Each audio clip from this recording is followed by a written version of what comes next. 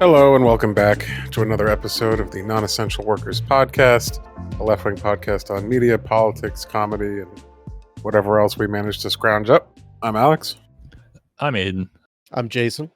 And I'm Aiden again, as I'm the one hosting today's episode, throwing the most lovely array of news you'll ever hear your way, or at least the headlines. We all know that this show tends to have its ups and downs in terms of serious and more whimsical news headlines. So I thought I would start with some news hot off the presses, and from what some people on the internet are saying, I've been led to believe very important and very serious. So let's not laugh, please. As from people, M&M's redesigns its characters, looks, and personalities to be representative of today's society. That's fascinating. From people.com? Is that what this is? Yeah, from People So, Magazine. the M&M commercial. One, like, why is corporate media doing corporate productions business for, like, advertisement for them? Sure. But two, I already thought those were, like, sneaking in representation with the fucking red M&M and the yellow one who's like an idiot, or is, I don't know, the green one who's hot. Like,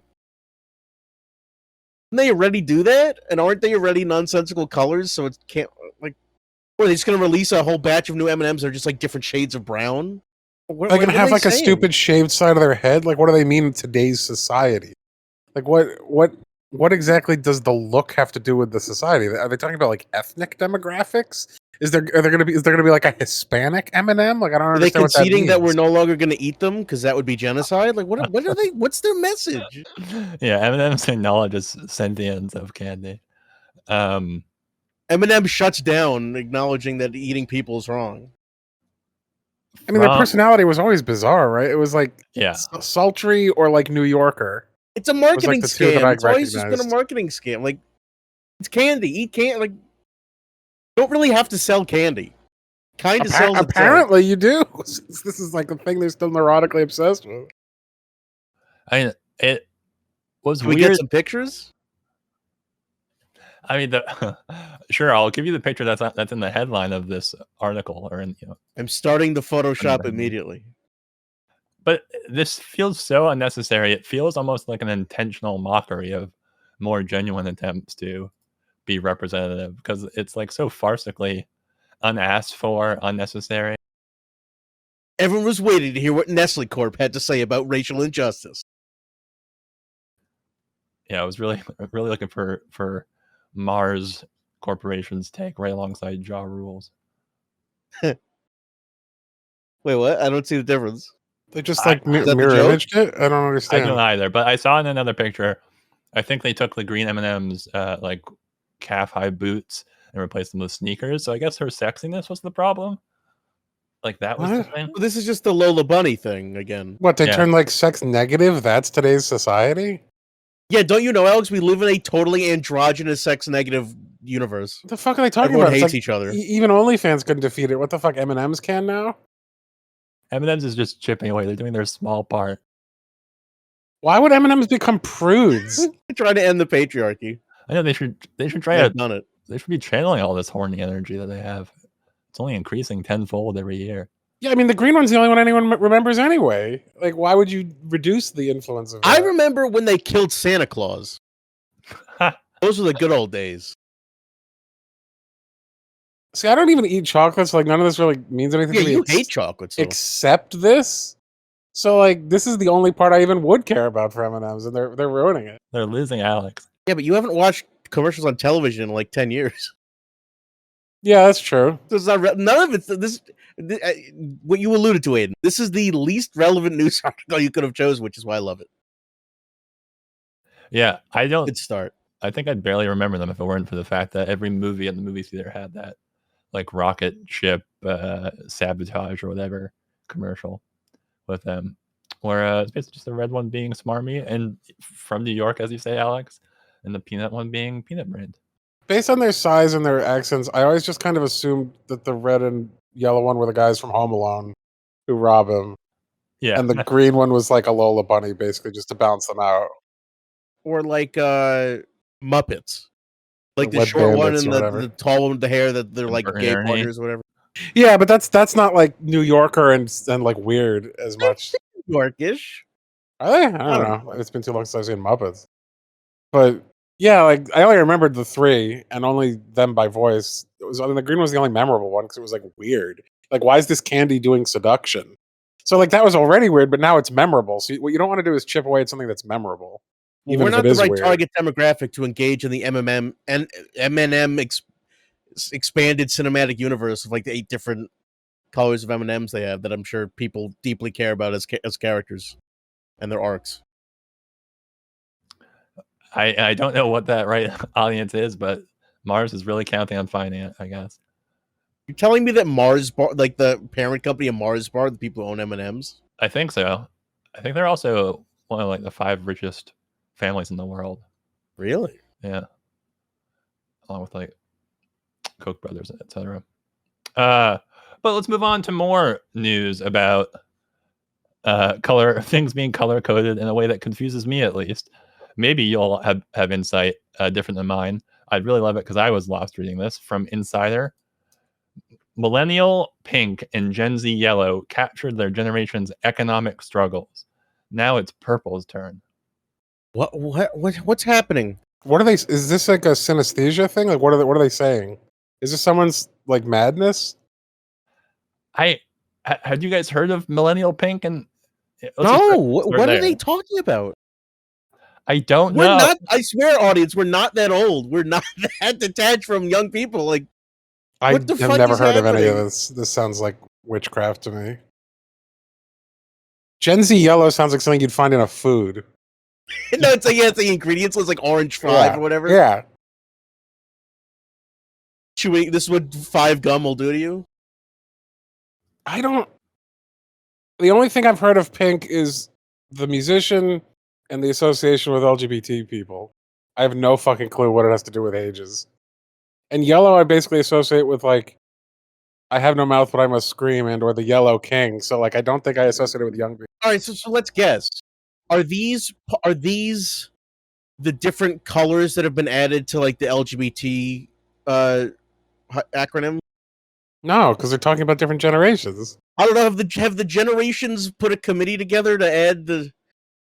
We're now in the asexual generation. It's like that wouldn't make any sense. To like add a chunk to the. I don't know. I don't know what the fuck's happening. I'm like, am I on drugs? What's happening? No, I'm glad that you're as confused as I was. So did you investigate this? No, I'm not gonna waste my time on this. Well, no, this seems very stupid. This is so inscrutable. It demands an answer. Pink is the new magenta. It's just they're just like saying shit. Yeah, it's probably just some like think tank or like PR company. Pink tank. One the pink, two in the yellow. I know this is from Insider, but that's a little vulgar.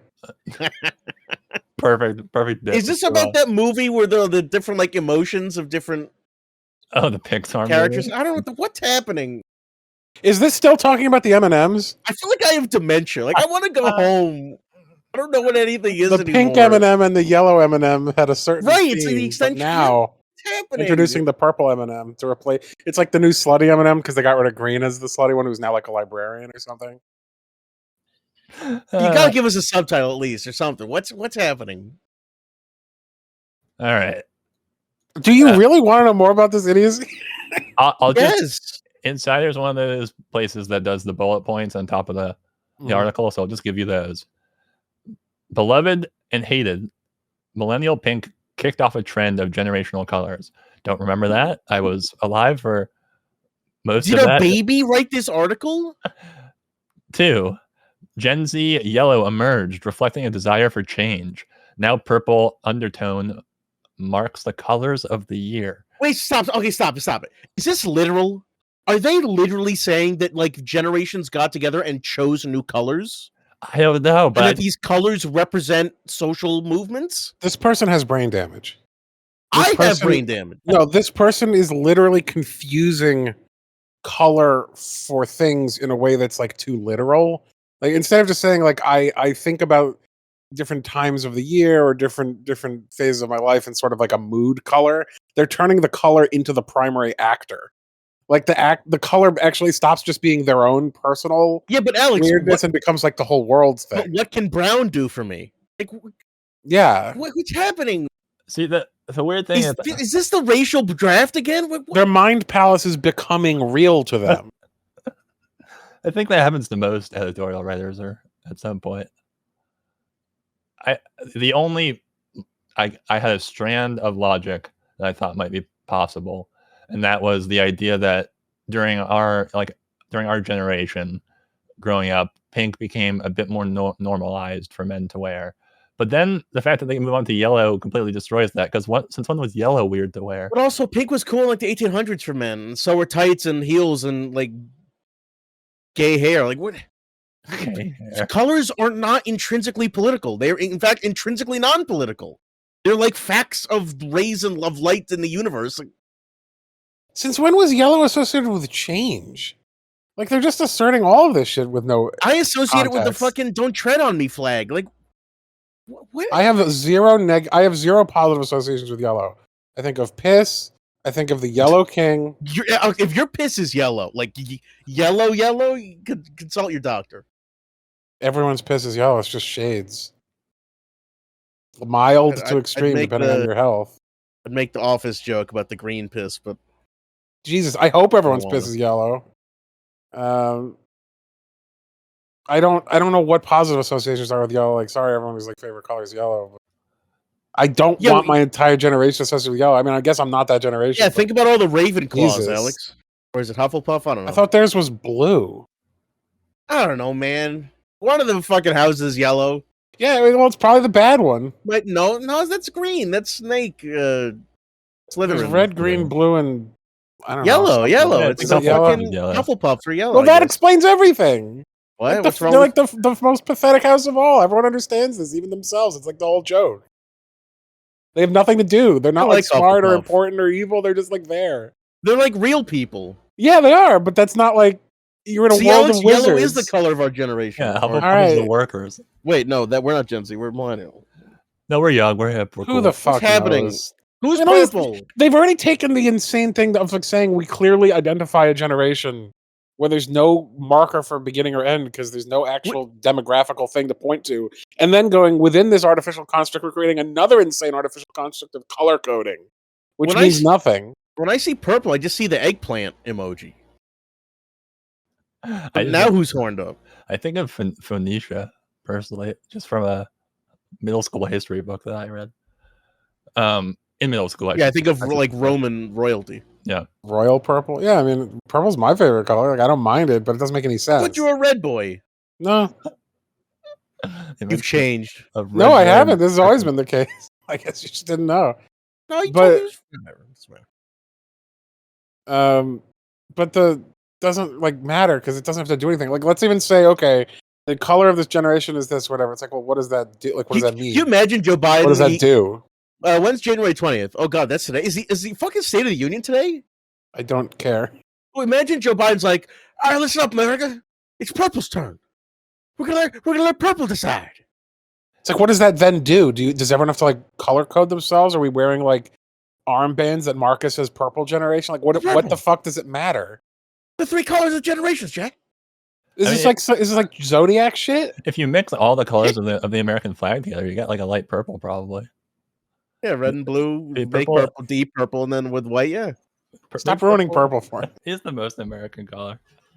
The color of our lovely country. All right. So are we just going to move on and just pretend this never happened? Or like, can we get any clarity? It is very what stupid. The fuck they're talking about.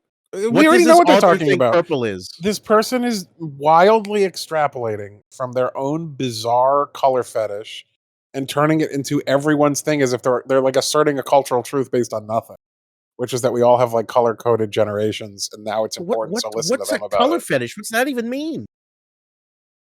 All right, Jace, I just scrolled through and this line caught my eye. I think this probably explains the entire article. It's typical for the economy to affect consumers' color choices. They're just talking about trends in people's shopping habits. Well, to me, that line suggests that, again, the serious mental illness. Like that may be English grammar, but that's not an English sentence. What was the news source? This Insider? Yeah, Man. Business Insider. Yeah, I'm tapping out on this one. I don't know what's happening. The economy. And it's just like written on it. This is like the Pepe Sylvia. Like there's the economy in a circle, and there's like lines that lead to like color choices. You have to remember that it affects their generational choices. The general choices of colors returns to their consuming. Nothing. There's nothing here. But what I'm saying, are they just saying like, oh, it's like a new Path of Exile League has to have a thematic color? Like, yeah, they're just the next generation's gonna all the aesthetic of the 2023 is gonna be purple. Like, even if they picked 1 year, this would be meaningless. But the fact they're saying a generation is like, get ready for 20 years of purple. Like they're what? This was probably paid for by like the Council of Purple or whatever. Big Purple. Did Thanos make this? Like, what's happening? This was paid. Yeah, it's paid by the producers of Codeine. Can we snap our fingers and make this article disintegrate? Purple stuff. That would be good for me. Aiden, you know what? You did it. I didn't think you could find a more meaningless article than the Eminem one, but you somehow did it. Like Eminem one, at least we could understand what they were saying. This one, I literally did not understand what they were trying to say in the headline. I just did not understand it at all. So I'm glad that it melted all of our brains collectively. And it's probably a product of the author's brain being previously melted. So let's return to more grounded issues. From a quote-unquote news source I don't often visit, Glamour. Is drinking blood safe? Doctors weigh in. Man, you really went for the interesting magazines this time. What is happening? You know how fashion and style is a place I want to go to determine if I can drink blood? Uh-huh. From this vampire coven. They're super late for the vampire rage of the 2000s. Yeah, seriously. Is there like some big new movie or show out or something that I don't know about? I bet I obviously since it's in Glamour, it's about pop culture, which is where most of these kind of weird trends and ideas come from. But are you sure this wasn't like Glamour, the Enchantress magazine or something? Like there's some similar named thing for illusionists only? Yeah. Those ceremonies can be tempting, but drinking blood is not good for your health long term. What do they think they mean drinking blood like vampire, like, you know, Halloween thing? Or do you think they mean drinking blood like full on lifestyle, I drink animal blood or something, like a psychopath? I cannot guess. I think maybe it's a TikTok challenge. And I'm not keeping up with the viral trends these days. Yeah, because if they're like drink, you know, goat blood or, you know, pig blood or something as part of a viral challenge, and the people are like, okay, everyone has trichinosis now. Well, yeah, I think the very obvious, real answer to the question is no. Do not drink other people's blood. Yeah. You know, if you have a cooked roast beef or something, maybe I guess you could drink the drippings. But I don't think you can drink uncooked blood, and if it's cooked, then it's not really blood anymore. It's an interesting question. I have a very rare blood type. I'm O negative, which is the universal donor. Yeah. Can people drink my blood and be fine? Still no, I don't think so. No. I think that's the problem. We got to check in with these doctors that are weighing in. Well, because there's still pathogens in the blood. Like, it's not like a clean, sterile environment. Man. Like, blood transfusion and consuming are different things. Yeah, this shit is wild. So, I'm just going to blame this on kids. It's probably kids being dumb. So let's move on to kids that are being good, responsible members of society. Before we go, actually, the only thing I would point out, well, just because we've been focusing on like the weirdness of it, but like let's briefly talk about like the media component of it. Should anyone even be encouraging in any circumstance the drinking of blood by implying that that's a thing to consider? Like, shouldn't they say like, "What the fuck is wrong with you? Why would you even think about drinking blood?" Well, like, maybe that's not really being taken seriously. They're neutrally saying like, "Oh, there's this trend that's on the rise. Us as the arbiters of information should consult doctors and tell people why it's naughty." Like, yeah, right. But shouldn't the article then be, despite growing trend, drinking blood still isn't safe? Doctors say. But this isn't in the Intercept. You know, this isn't like a hit. This isn't like an investigative piece. It's a YouTube video where a bunch of idiots interview some doctors. Like it's and also they would alienate all the blood drinkers if they came out against it in the title. So you think this is politics? They don't want to alienate the vampire community. I think you just wouldn't have to click through if it was in the headline. Right. Well, that's the other thing. Now I'm noticing this like crazy. Like, there's this new problem with articles, which is, this is a reaction about Mike McCarthy from the football world. So that they're trying to bait you to click, but you're like, if I could have gained information by just reading the headline, but because the headline is so devoid of information, just move on. So like the tactic actually backfires, and I end up not clicking. And that's what this is. They want you to click to find out whether they condone this, which would be insane, or obviously condemn it with facts and evidence from doctors. But like you already know that, so you just move on. But Aiden it just seems it up. Seems like they're not even trying to remotely suggest what it should be here. So you, as you say, like there's nothing gained, and there's no effort to even say like, why would you even think about doing this? What the fuck's wrong? Yeah, that's also the weird thing, is that the fact that it is so devoid of information makes me wonder how many people know about this. Like, is this like a really big thing that I completely missed out on? Because there's no context. It's not like after hit TV shows sexy orgy and bloodbath, doctors weigh in. Is drinking blood safe? I mean, it could be an article that's just like raw human cannibalism, pros and cons. It's like that's not the framing of that. You would say like we would have to explain why you're even talking about this crazy thing before you say what are the pros and cons. Like you haven't established why we would ever do this thing in the first place. I just Googled drinking blood trend. Yeah. I see a single article from 2015. I see a single article from 2018. Like, what?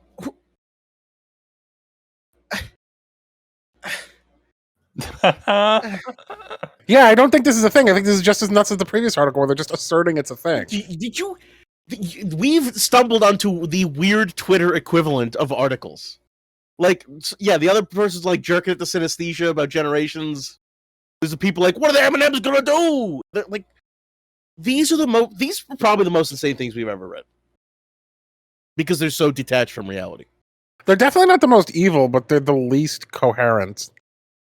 They don't really connote anything that makes any sense. Yeah. Yeah. So these were mostly just funny or weird. Not much in terms of media bias.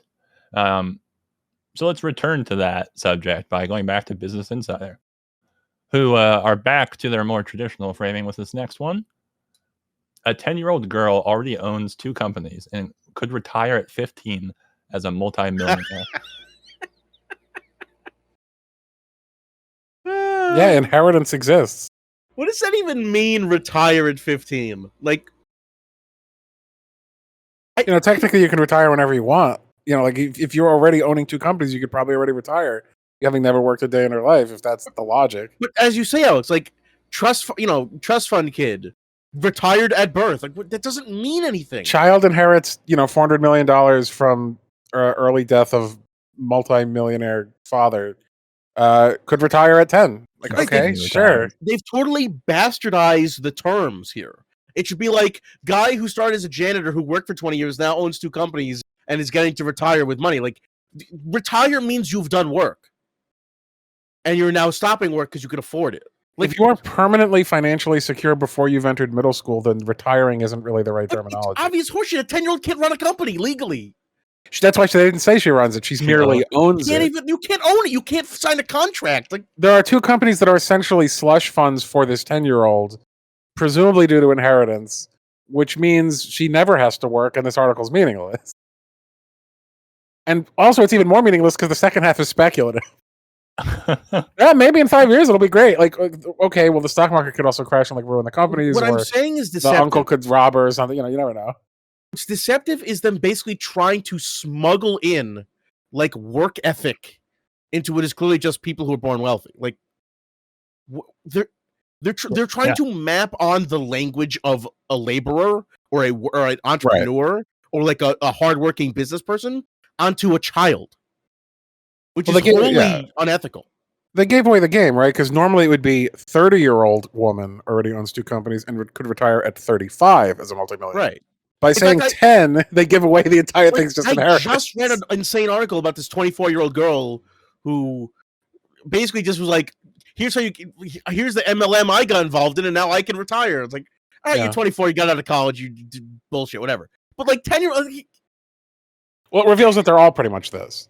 They're almost always this, even if they're not obviously almost this. Always someone who's already wealthy, Yeah, very rarely are they like, okay, this person who was almost certainly born into like the top few percentile of wealth, who had every advantage and privilege going into it, is now slightly higher than when they started. Okay. It's never the Chappelle kid quitting Whack Arnold's to start a multi-million-dollar business. The proportion of these people who are like started destitute on the street and are now incredibly wealthy is basically none.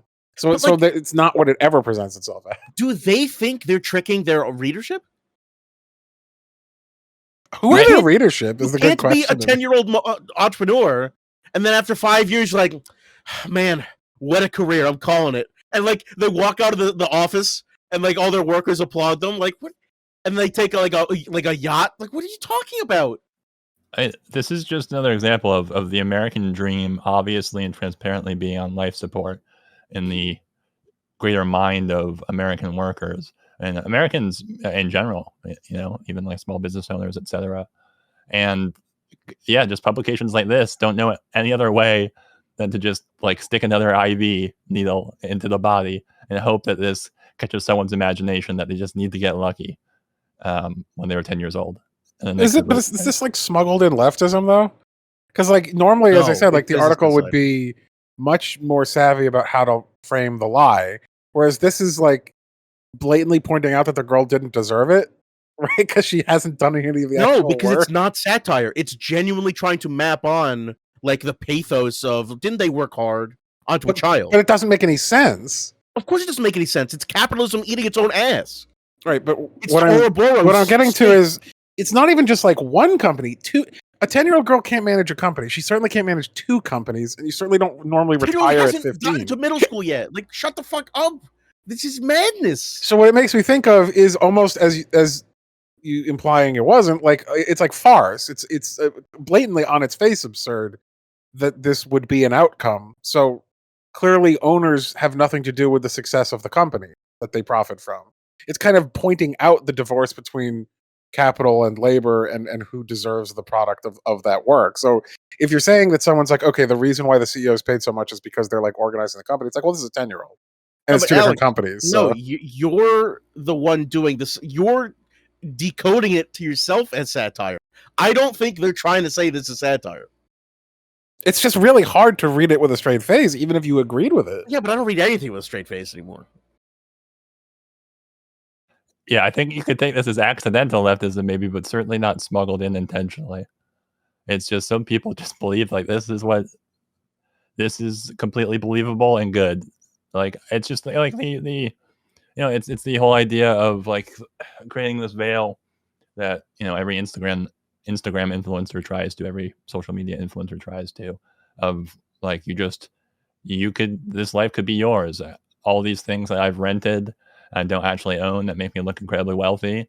I want you to keep aspiring and hoping that one day you'll just magically, the system will work for you. And this is, yes, an incredibly farcical example of that.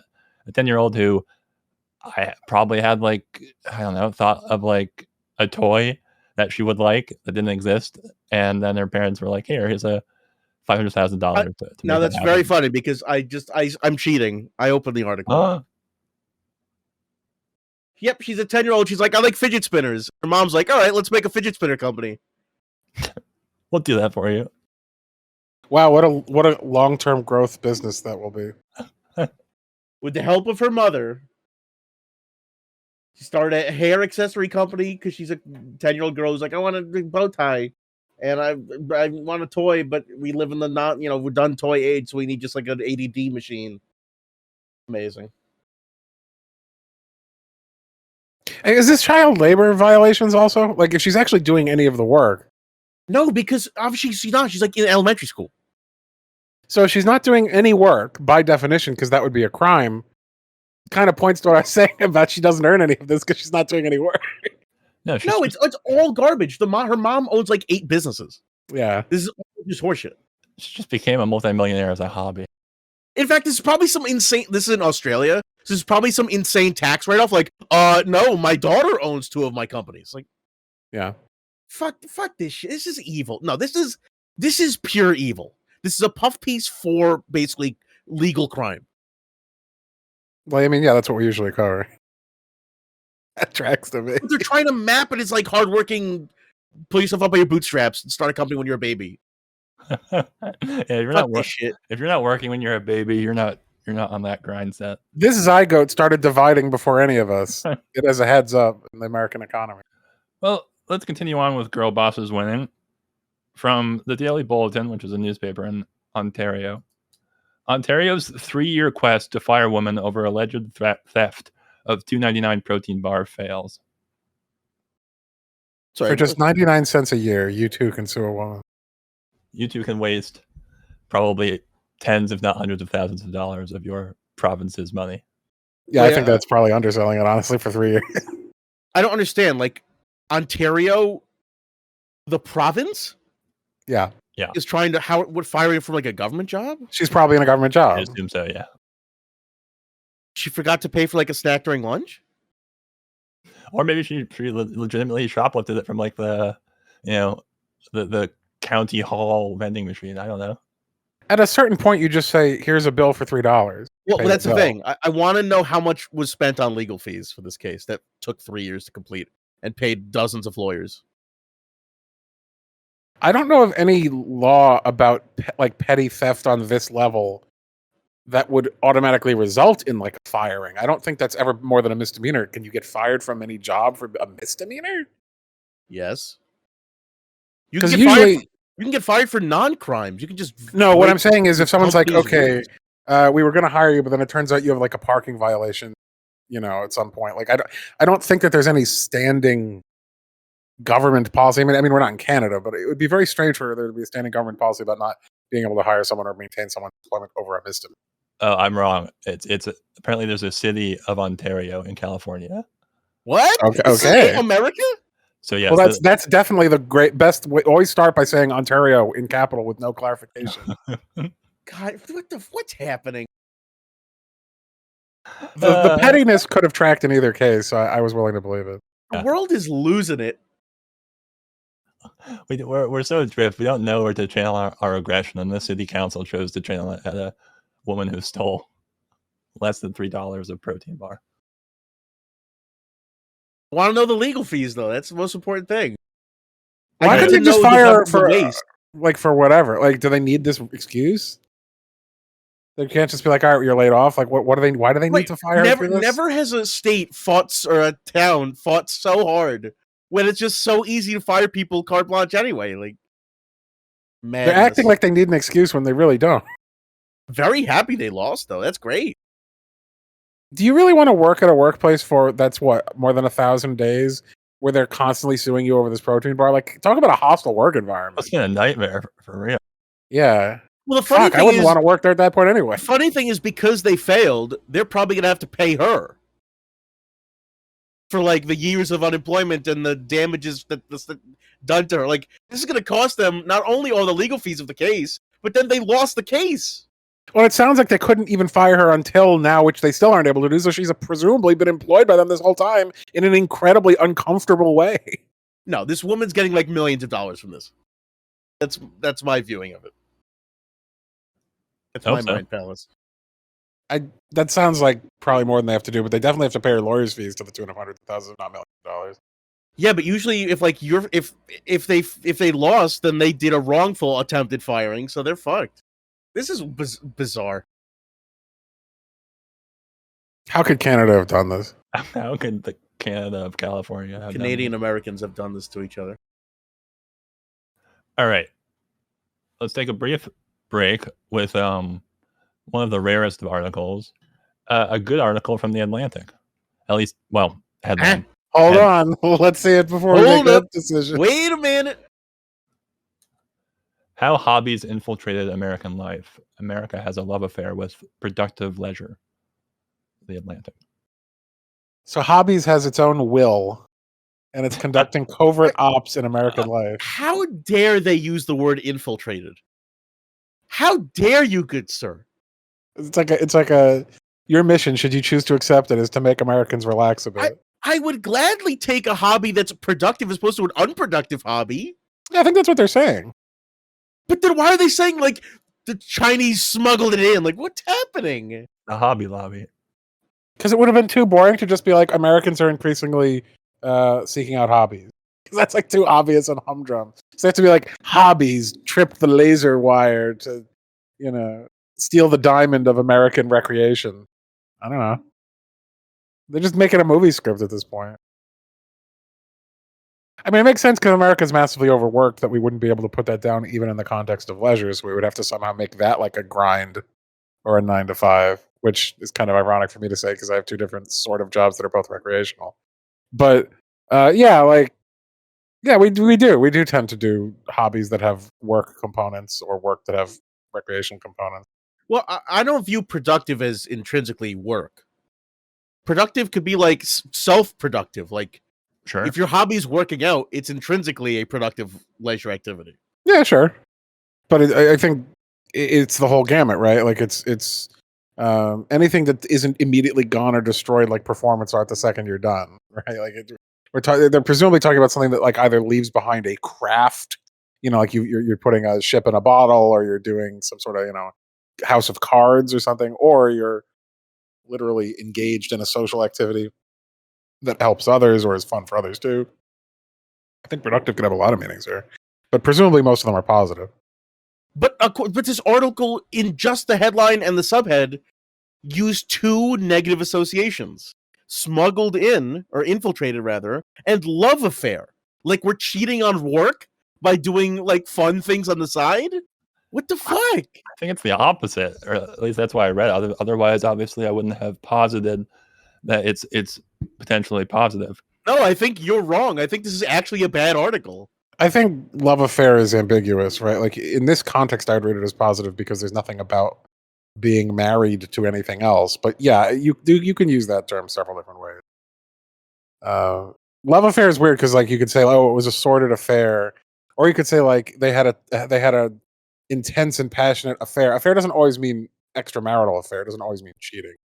And I don't know what cheating would even mean in this context. So. I'm curious about what this article is actually trying to tell us, because to my knowledge, hobbies have always been a pretty big part of the human existence. Like, as long as people have had any kind of recreational time, they're going to try to fill it with something more interesting than just staring at a wall. So, like, I don't think they're like, okay, we used to just watch grass grow, and now we've come up with things to do. Oh my God. I don't know. They're blaming people picking up new hobbies during the pandemic for some of the like economic problems we're dealing with right now, and like the supply chain issues. Oh my God, this is dumber than anything I ever could have imagined. There's literally a quote. One non-scientific survey found that 59% of Americans have picked up a new hobby during the pandemic. They say it's non-scientific. Oh my God. Well, it's still the Atlantic. Hobbies take on, quote, hobbies take on this aura of being good, useful, appropriate, and socially sanctioned. Something you should, the word here is should, be doing. Stephen M. Gelber, a historian and the author of Hobbies, Leisure, and the Culture of Work in America, told me, quote, and if you're one of those slackers that doesn't have a hobby, then you are suffering from some kind of moral weakness or failing. So they found some crank, some like psycho historian, to get on their soapbox about if you don't have a hobby, you're a bitch. But it sounds like he's being satirical even about saying it. So is he saying we shouldn't have hobbies so that we aren't sheeple who think you need to have hobbies? Because he's almost saying that in a way that's like farcical. So I because there's now being actual context brought into it, I just skip to the end because that's always where they sum up their thoughts. The message that a hobby is the best way to spend one's free time is also a message about what you should value most in life: hard work, achievement, productivity. Those aren't bad things, but are they really more important than relationships, contemplation, and rest? goes on to name other things. Those aren't mutually exclusive. Often hobbies are social that you do with people you have relationships with. So relationships are less of a time sink and an investment than a hobby? They think they're doing some kind of cultural critique and takedown of American society, but they have utterly failed at this attempt. Like people are playing with toy trains instead of getting married? Like what are they saying?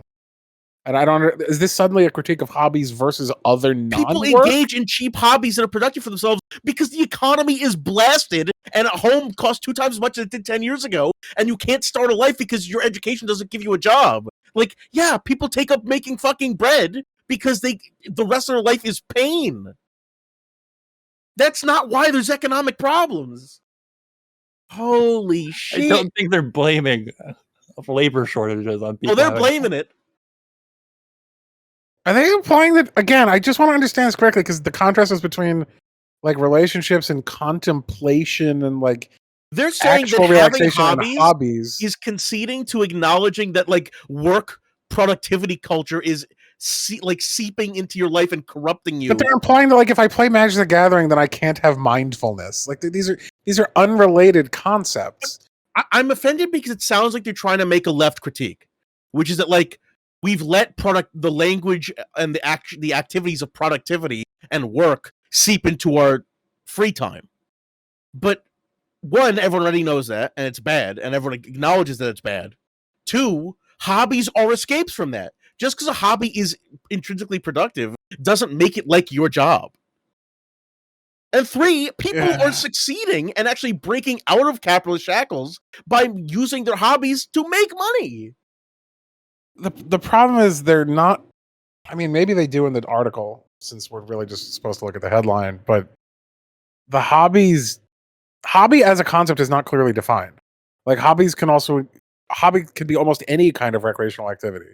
You don't have to be like, oh, my hobby involves enormous amounts of work and enormous amounts of dedication. I mean, a hobby is basically just a way of saying any kind of recreational activity that has any kind of structure or consistent pattern to it. Going bowling with your friends could be a hobby you engage in. You know, doing like cards, minor crafts, whatever. Like the hobby is not just essentially work. They're kind of turning their definition into that for the sake of their argument. It's like, all right, well, let's even run with that, which is not the normal established use of the term. Okay, but they're voluntarily doing that because they enjoy it. If that's what they enjoy, then that's their equivalent of, meditation or real staring at a wall, or whatever the fuck they're saying is like more virtuous. So if you're getting the same equivalent amount of like relaxation or enjoyment or recreation out of something, the amount of work you're doing for it is presumably worth it. So why are you judging someone for that being the way in which they enjoy their recreation? It doesn't make any sense. If someone is enjoying putting that ship in a bottle, then they presumably didn't need to be mindful or whatever they're saying they're missing out on with that same time. It's just saying, fuck your recreation and do mine. This article is bizarre because the meat of it is like the history of hobbies, like breaking down the negative connotation of like hobby horse and how the different ages, how people's views on hobbies change. Like, 1, no one cares. 2, like, Aiden, you're too good at this. You've chosen articles that are so impenetrable, like at first glance, that they demand answers. But the answers we know are going to be so unsatisfactory. So you've cracked the code. I build a hollow titan for us to attack. Yeah, I mean, the reason I thought it was positive is because I assumed from the title that the message was that we feel too much societal pressure to codify and create objectives in even our leisure time, where instead of just being like, oh yeah, I do whatever I feel like, or today I'm going to do this, like we create projects for ourselves, which is healthy for plenty of people.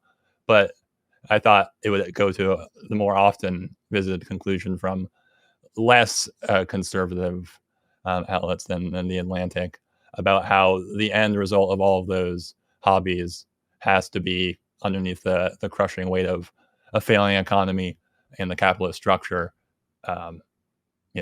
money, income. Certainly, I agree, but I think The Atlantic is confused because they found some crank historian who's like, I've studied my entire career on hobbies.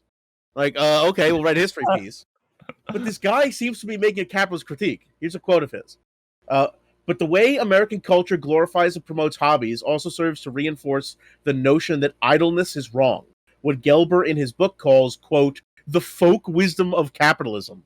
Gelber believes that hobbies reinforce the values of achievement, productivity, progress, and hard work, even as they provide a break from people's actual jobs.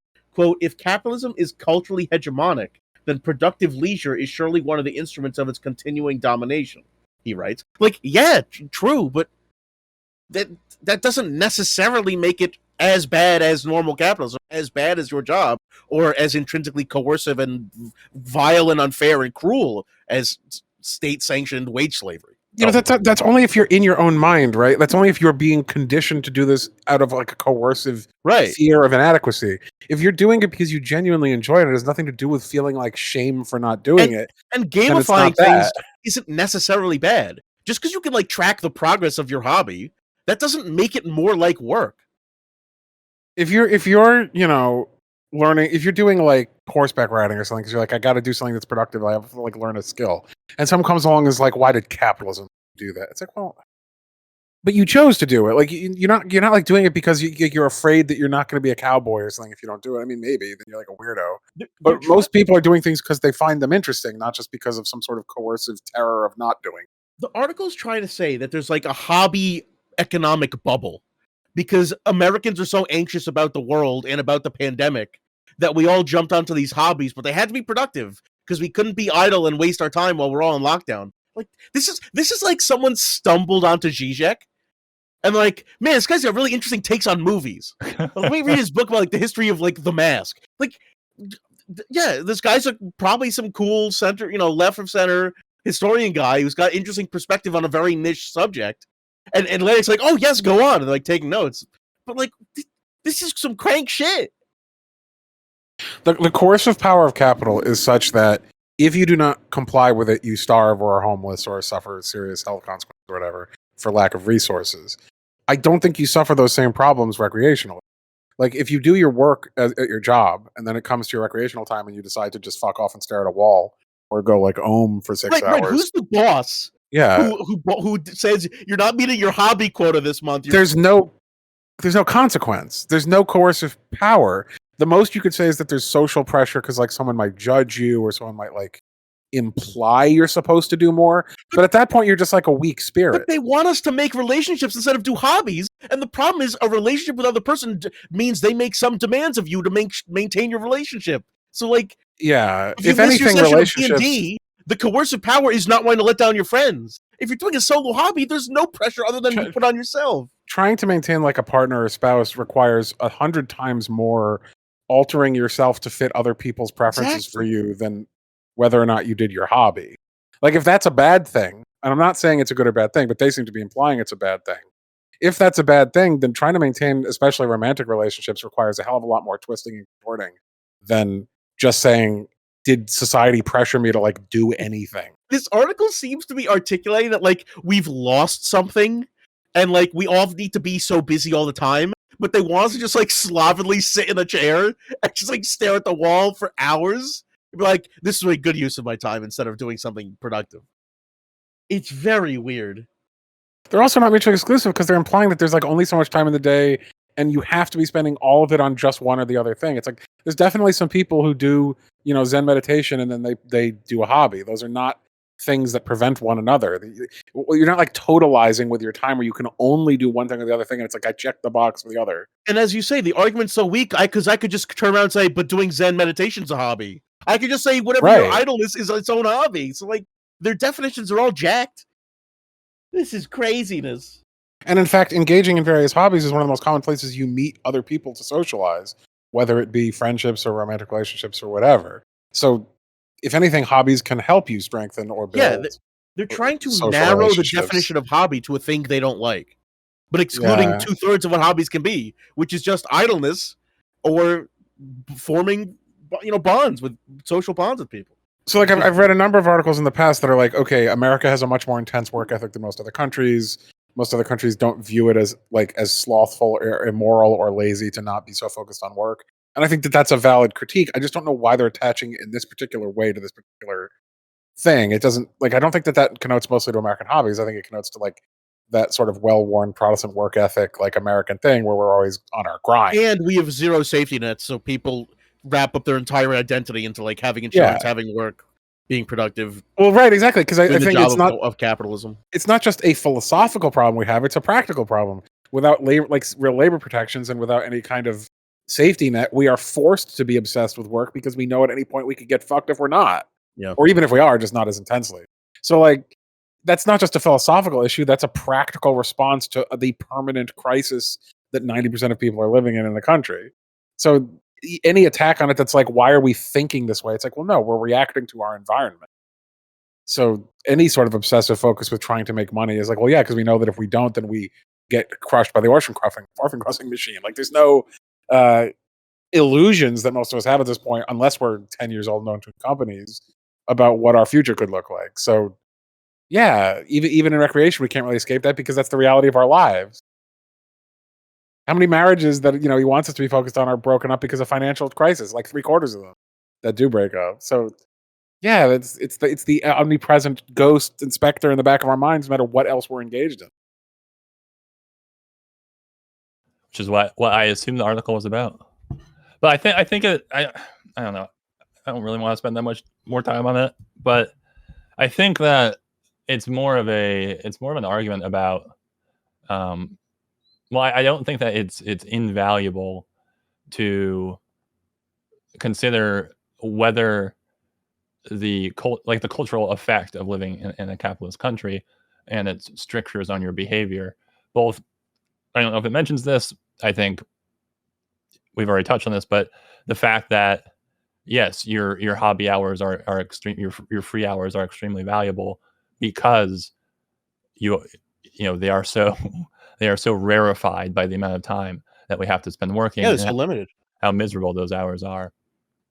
But I take it more as like an argument that because we feel like those hours have to be valuable, or because of societal pressures, which we all fall under, no matter how kind of armored that we feel we are against them. We feel that we have to appear busy to have hobbies, because that's what people ask you is like, what are your hobbies? How do you spend your free time? And it's most people feel pressure to have things to say about that. And there are things like making friends is not a hobby, or walking in the park isn't generally considered a hobby. Certainly sitting in a chair and being idle isn't considered a hobby. And those could be the things that make you the most happy. But some people, I think many people, might feel like, no, they have to try to take up knitting, and then that doesn't work. So they have to try to take up art, et cetera, et cetera. Well, see, I think you brought up some interesting examples, because yes, you'd be a freak if someone asked, well, what are some hobbies you have? You're like, I stare at the wall. Yes. But going for a walk in the park is absolutely an acceptable social hobby.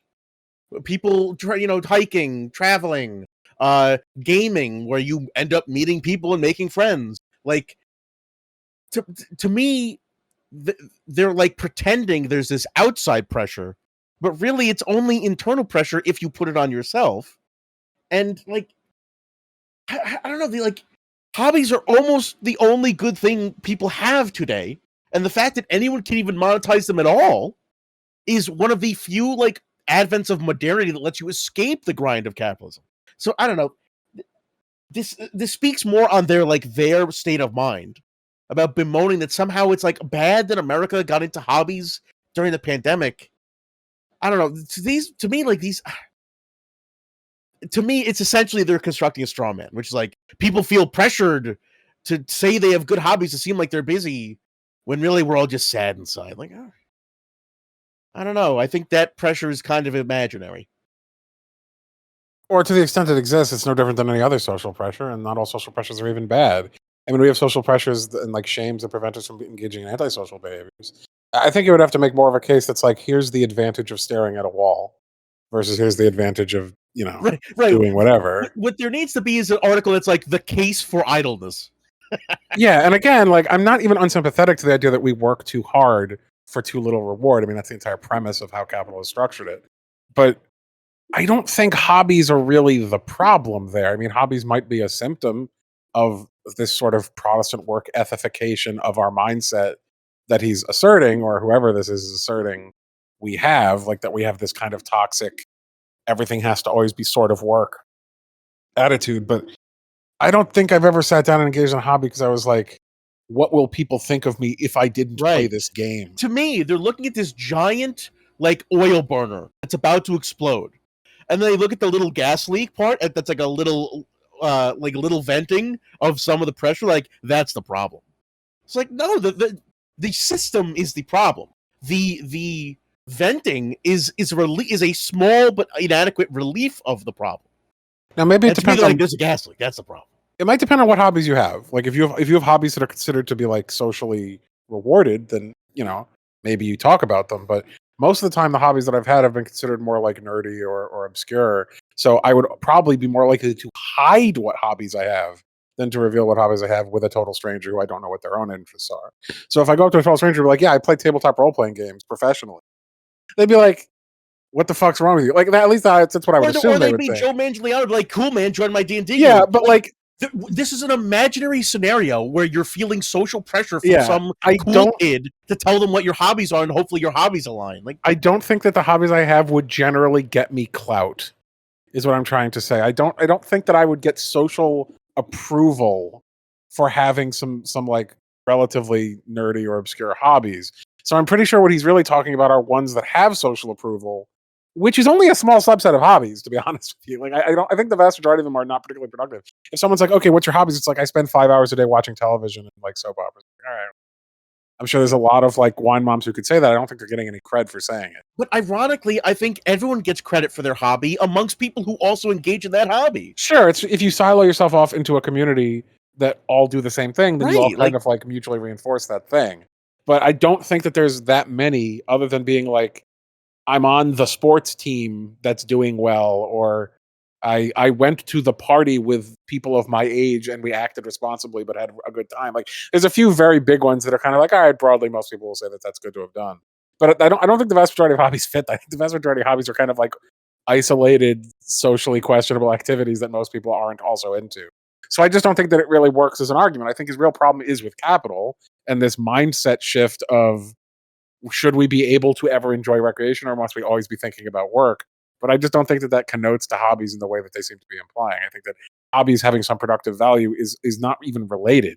Sometimes they have productive value, sometimes they don't. It's not really why you do them. No one's going to dinner parties and being judged as like a moral failure because their hobby's unique. Like, who cares? It seems to be a totally constructed scenario that this one crank historian's like got to focus on. And Atlantic got tricked into writing an article about it. To the extent that this article even is making a case, it seems to be going, why are hobbies always got to be so much about work? Why can't we have a clear definition between like work time and playtime? It's like, all right, but what about the other thing? You're basically saying hobbies seem to engage in more work than other recreation. But what about seeing it as between work and hobbies, which do you want to spend your time on? Suddenly hobbies look like they have a lot less work than conventional work. Right. So one of the most common things that's advice to someone who's like struggling to do work is like, all right, well then do a productive hobby so that you are still getting something done so you can get a break from work. He's coming at it only from the negative direction. Until my hobby has a timesheet and an email and a manager who's micromanaging my every move, like, it's not work. So they can chill. Why would you ever want a midpoint? I don't understand what you just said, Alex. Why would you ever want to, like, the one case that makes sense to me is, yeah, like a creative thing where you're just trying to get past some block. But why would you ever want in your spare time to be in semi-work mode? So, all right, I spent years trying to finish a dissertation that I despised. Never ended up happening anyway. If I was getting completely maddened by that, I could take a break and like work on my game that I was producing, which is a fantasy tabletop game, which is technically like productive in the sense that I'm accomplishing something that needs to be done that has like a work component, but I enjoy it, so I don't feel like I'm driving myself insane. I'm sort of taking a sidestep from one aspect of what you could consider work that was torturing me, and I could spend it on something that was more enjoyable, that was still kind of work, but it was something that was creative. It was something that was like my own thing. I felt agency or ownership over it. Like those are both sort of in work, but one of them's also got a foot in recreation, and it certainly gave me a sense of peace or relaxation that would have been not so different than if I was watching TV or just playing like a computer game. Okay. But you also end up with like a sense of accomplishment. It wasn't their relationship to each other. It was just that they happened to share. No, it's just like instead of saying like, oh no, I feel shitty because I'm playing, just a computer game. Let me now upgrade it to being a hobby. It could be like, well, no, I was doing some sort of actual work, which was making me insane. let me downgrade it to something that's less intense or directly productive, but still has an element of productivity to it. Right, but at your job at a call center, you don't feel like you're actually changing things and making progress. If you've got your own little work set up for yourself that you derive fun and pleasure out of, then you actually are being productive. You actually are getting something done. You actually are making measurable progress. Like, this person's got the problem totally backwards. I find it very interesting. If we're understanding this the way that it's been spelled out so far, yeah. I've been reading it, and yeah. But the problem is that people I'm having have a love affair with this article. There's basically like a reward treadmill system that most people's brains work on. Like feelings of accomplishment are important to our life satisfaction. Feeling as though we've done something that has some sort of significance or meaning, or that we've achieved something, is a big part of why we enjoy activities. So saying that, like, well, people are addicted to, a pleasure cycle or a drip feed of incremental progress and rewards is like, yeah, that's how games work too. That's how tons of recreation works, because that's how the human brain is structured. We feel satisfaction when we accomplish something. And one of the things that hobbies have that just like staring at a wall generally doesn't is a feeling of accomplishment or a feeling of progress. And while sometimes we just want to relax and de-stress and like do literally nothing, kind of wakeful sleeping essentially, I mean, yeah, other times we want to feel like we've done something, we've made some sort of progress, however trivial or limited or context dependent it would be. So I don't think you're ever going to escape that, no matter how much, even in some sort of perfect like socialist utopia. I still don't think you escape a human brain's desire to get a reward pattern or pathway that is structured in that way. Even without reward, I think being productive is good. I just don't want to be productive for the sake of capitalism. I want to be productive for myself. Yeah, that's a good distinction, that productivity is not necessarily a bad productivity thing. is good, objectively. Yeah. I want to derive the satisfaction from my production. I don't want other people to siphon it. Well, and part of the whole point of having control over your own means of production and your own, product of your labor is that you would get more satisfaction from your productivity, because you'd feel more ownership of it, because it would be more yours. Right, this person is stuck on production as like a hobby. Ironically, a hobby horse, like, bad word. It's like, nah, productivity is good. That's why capitalism loves it. Like, I would actually posit that there's a sort of socialist or communist reason why people enjoy hobbies, not a capitalist one, which is it's closer to owning the means of your own production and closer to being associated with the value of your labor. When you do a hobby, it's by you, for you, and you keep it, right? Like, it's pushing you closer to that original position where everything's not owned by a few idiots who rig everything for themselves, who squander it and give their companies to their 10-year-old kid. It's that you're essentially you're like self-employing yourself to do something that you actually enjoy. So it's much closer to a socialist sort of work model where you are not alienated from what you do. So I actually don't see that as an intrinsically capitalist drive. I don't necessarily think that the professor is like a right-wing person. It sounds like they're not. I just disagree with what hobbies are to the human spirit in the way that they're asserting. Well, I think it's time to move on from this stint of impenetrable articles into some truly disgusting headlines, since none of this has made us heated at all. Let's start with CNN Business.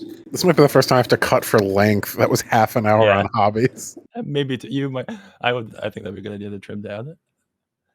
I don't know. I like that we can make half an hour out of any garbage. We truly can. It's the most surprising ones.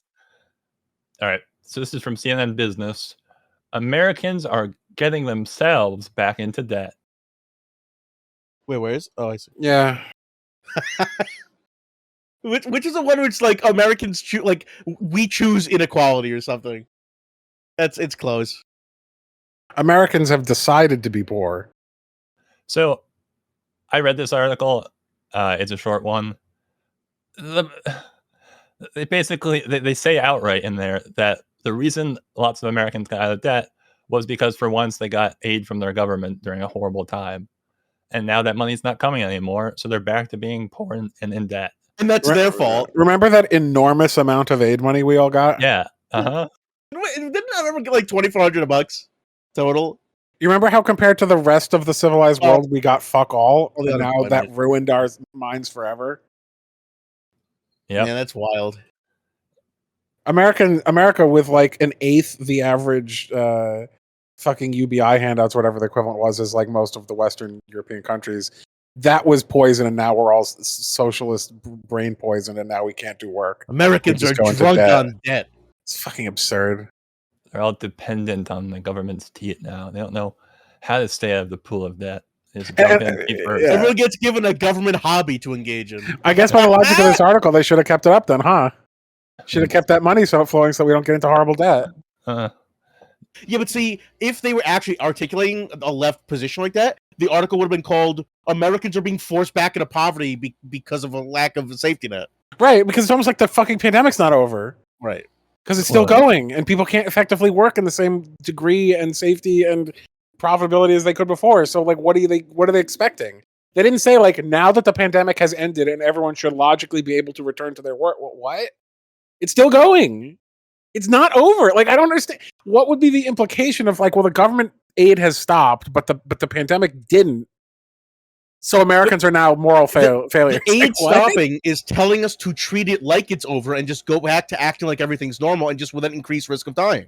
Yeah, I don't even understand the foundational assertion here, because if the implication is the government programs were the thing keeping us afloat, they ended. Well, we aren't the ones who changed. We're pretty much the same as we always were, which is desperate and struggling through crisis after crisis. If the only thing that's changed is the government program, and then we're losing money as a result of it, then it's pretty obvious what the cause is. Well, I saw today that an excerpt from someone who did a survey of Wharton students, and 25% of them thought that the average worker makes 6 digits, and one thought that the average worker made $800,000. I'm sorry, you're saying $100,000 or more? Mm-hmm.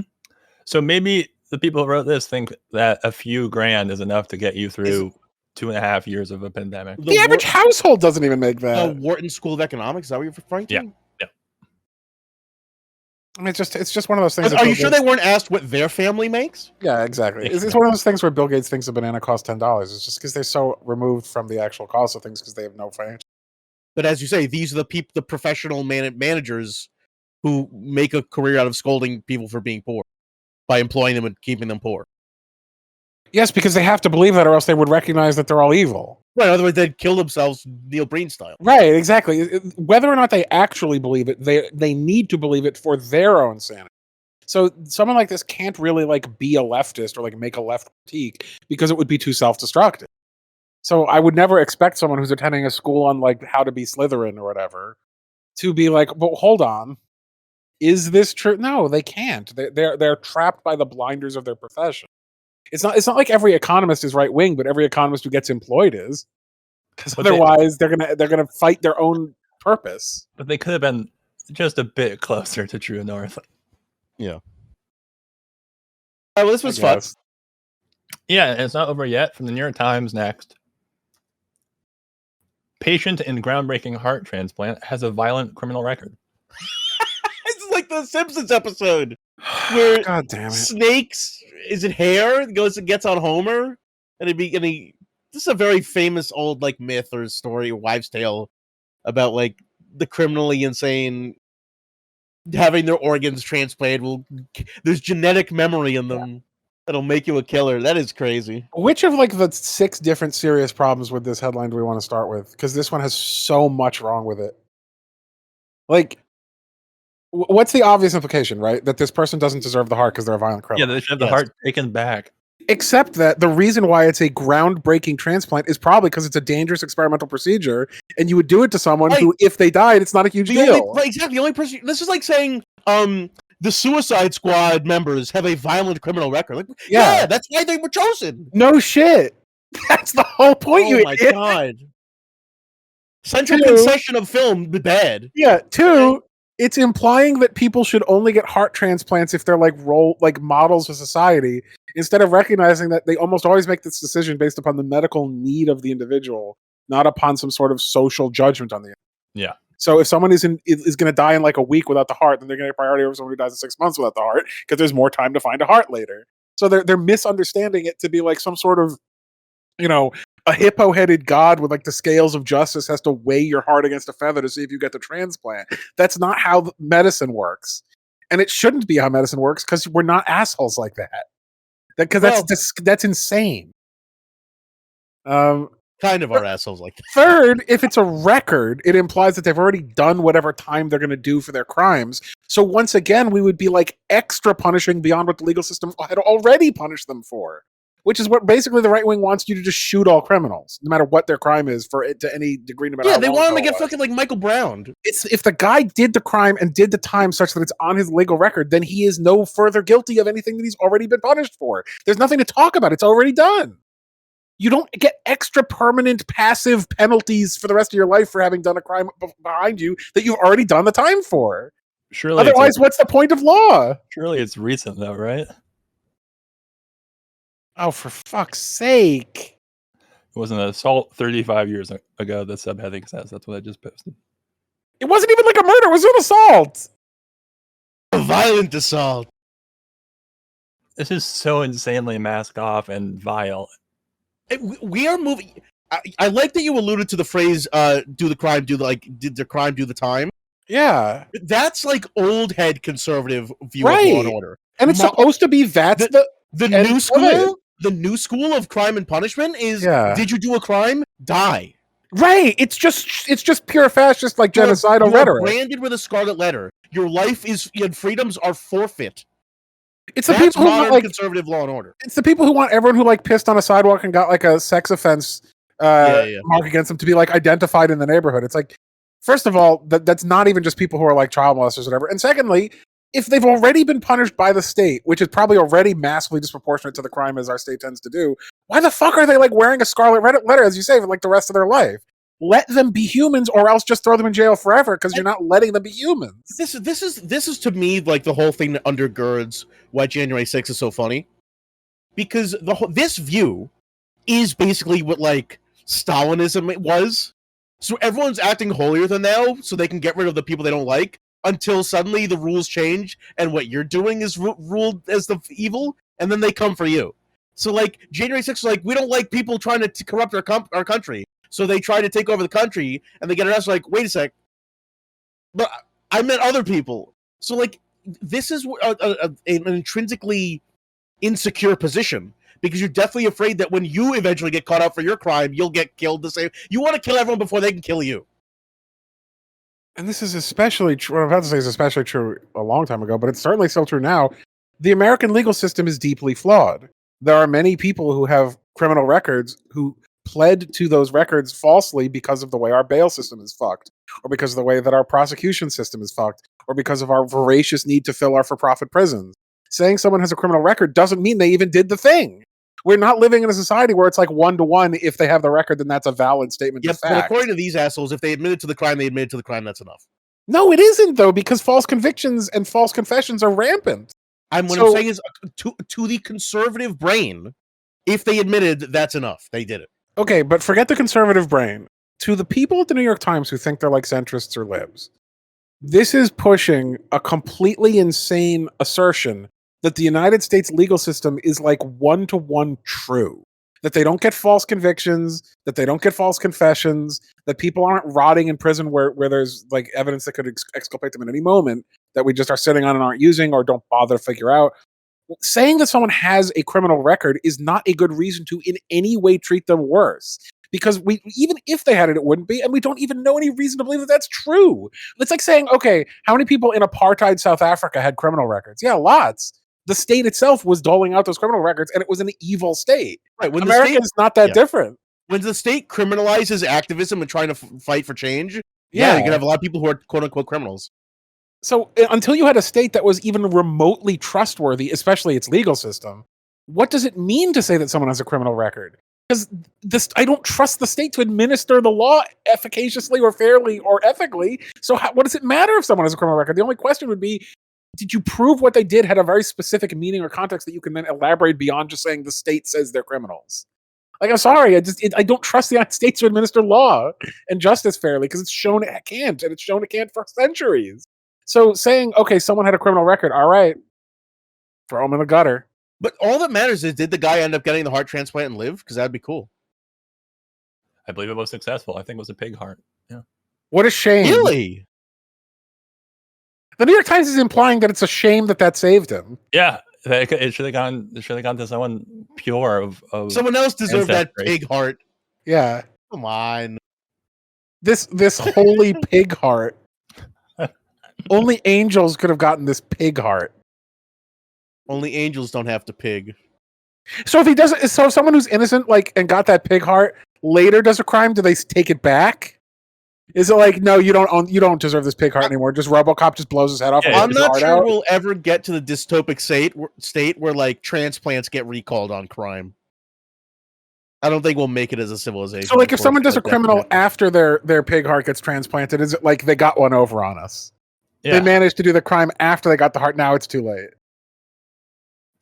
They showed us.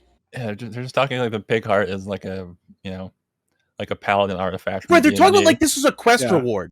Like, oh, this person griefed the system. They exploited the game mission and got the reward, even though they didn't do the mission.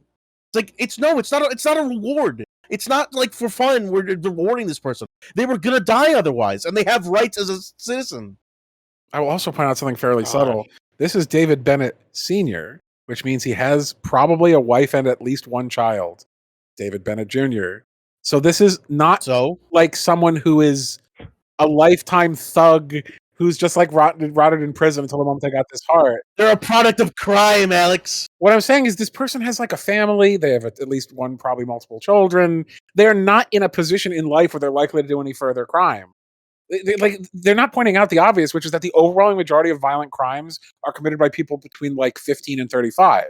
This person is almost 0% chance of doing additional serious assaults. So they're painting him as if like they're going to go do like Mad Max gang shit as soon as they get this new heart is laughable for a bunch of reasons. But like, it's a family man. He's an old family man now. Like, shut the fuck up. This is really funny in the wake of the news about a January 6th rider who was out on bail who drunkenly drove and killed someone. Yeah. That's really funny. Well, New York Times would say they shouldn't get the heart because they're a traitor. At least they're consistent on that. No, they were they were on bail for the rioting, the treason, but because they're out on bail, they drove drunk and killed someone. We're gonna get to the point where like the first thing you get to the hospital, it's like, all right, do you have insurance? The second question is like, are you upright? Have you now or have you been a part of the Communist Party? Like they're gonna start doing like a McCarthy Inquisition to see if you get medical treatment, apparently, by the logic of this kind of article. And this is by no means the only article like this. There's a whole lot that pushes kind of bullshit. Not just from this kind of paper either. This is a rampant and disgusting undercurrent of American culture where we're starting to think that like we need to make a moral like inventory based on our own arbitrary preferences of someone else to decide whether they get medical care. Well, it's like we talked about one of our very early episodes, like all the people with an anime profile saying cancel person X, then someone goes to their tweets like, oh, they're also said heinous shit. Like, Yeah. I'm not saying everyone has a criminal record. Obviously, I don't think any of us have a criminal record. Like, it's really not that hard to not have a criminal record, but still, like, that Depending doesn't on mean that who you are. Right. It does not really define who someone is. So, I don't know. The New York Times is protesting too much And for all the crime and evil that they have covered up and agreed on for decades. Dick Cheney got a fucking heart transplant. Shut the fuck up, New York Times. Yeah, Yeah, but but I they don't like, think he got a transplant. He they just like had him now. surgeries over and over.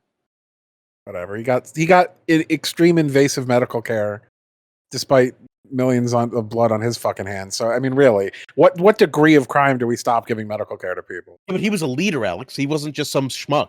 Yeah, he was a leader in violence. and now he's the heart of the Democratic Party. Essentially, he had the highest KD. So, like, he must be good at what he's doing. Yeah, truly a blue blood. His Well, elo was too high. He gets a cosmetic. he got the end of the battle pass. He needs a cosmetic. I would take a Dick Cheney skin in like Battlefield. Be fucking crazy. Yeah, you get to kill so many Dick Cheneys in a It'd video be game. wild. Start getting into questions of whether you can take your dick skin away. Ah, that's pretty good. It took me Yeah. a second. Yeah, I'm like slowly rebooting. I'm shutting down. I'm using- debooting. I'm using too much RAM for the day. But let's move on. This one's Running really too many annoying. processes. All right, here's a much funnier, in my opinion, a much more obvious attempt at propaganda.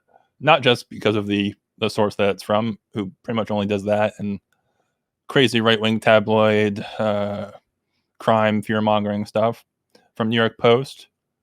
COVID loses 50% of ability to infect after 10 seconds in the office air study. Specifically in the office air. That was the Not funny all- part of it.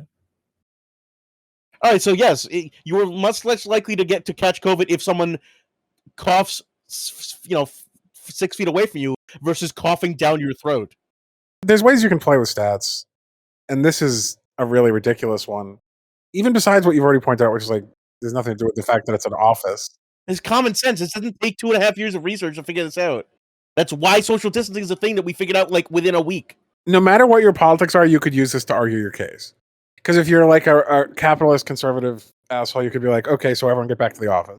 Like, just don't directly cough at each other and you're fine, so we could just work forever.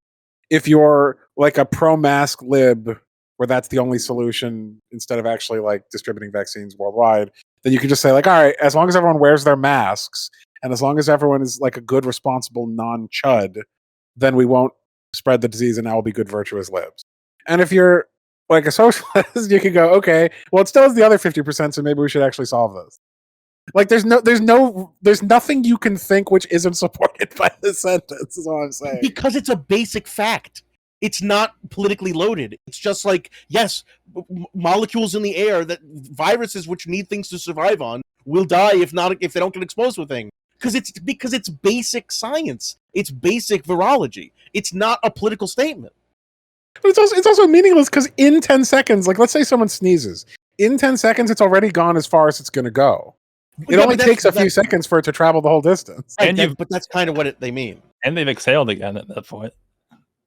And it's also meaningless because we've already seen how the even less virulent version of COVID, which was like the pre-Omicron version, some guy in Westport went to a party early on in the pandemic, brought his runny fucking nose to it without a mask, and like 90% of the people at the party got COVID.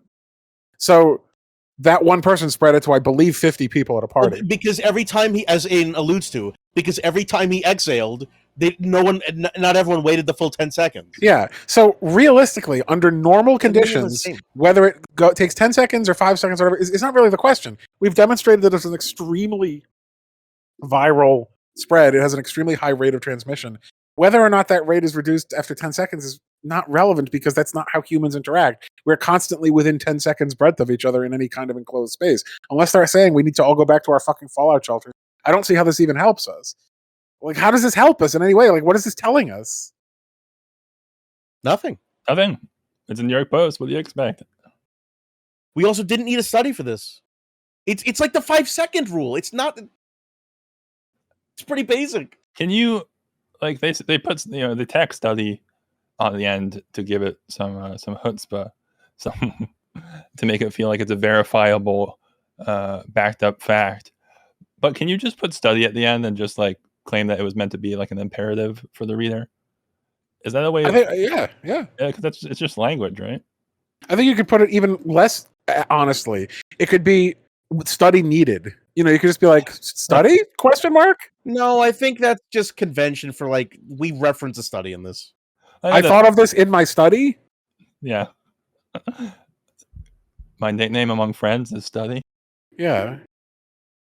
All right. Well, you know how we've all been just every night kneeling by the side of our bed, praying to the one true God that we find a reason to go to war with Russia. The side of our bed, praying to Krampus or something. All right. Well, unfortunately, our prayers have not been answered as of yet. From NBC, CIA says Havana syndrome not result of sustained campaign by hostile power. Pretty shocking stuff, right, guys? I don't know what any of these words mean. Okay.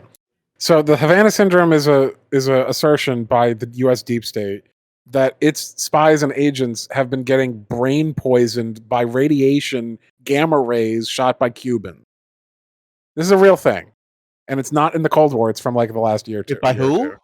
Cuba is where it was happening. They're not sure if it was Cubans themselves or if it was like other foreign agencies working. I don't understand. In the area. Why do we have CIA agents there? The Cold War ended 30 years ago.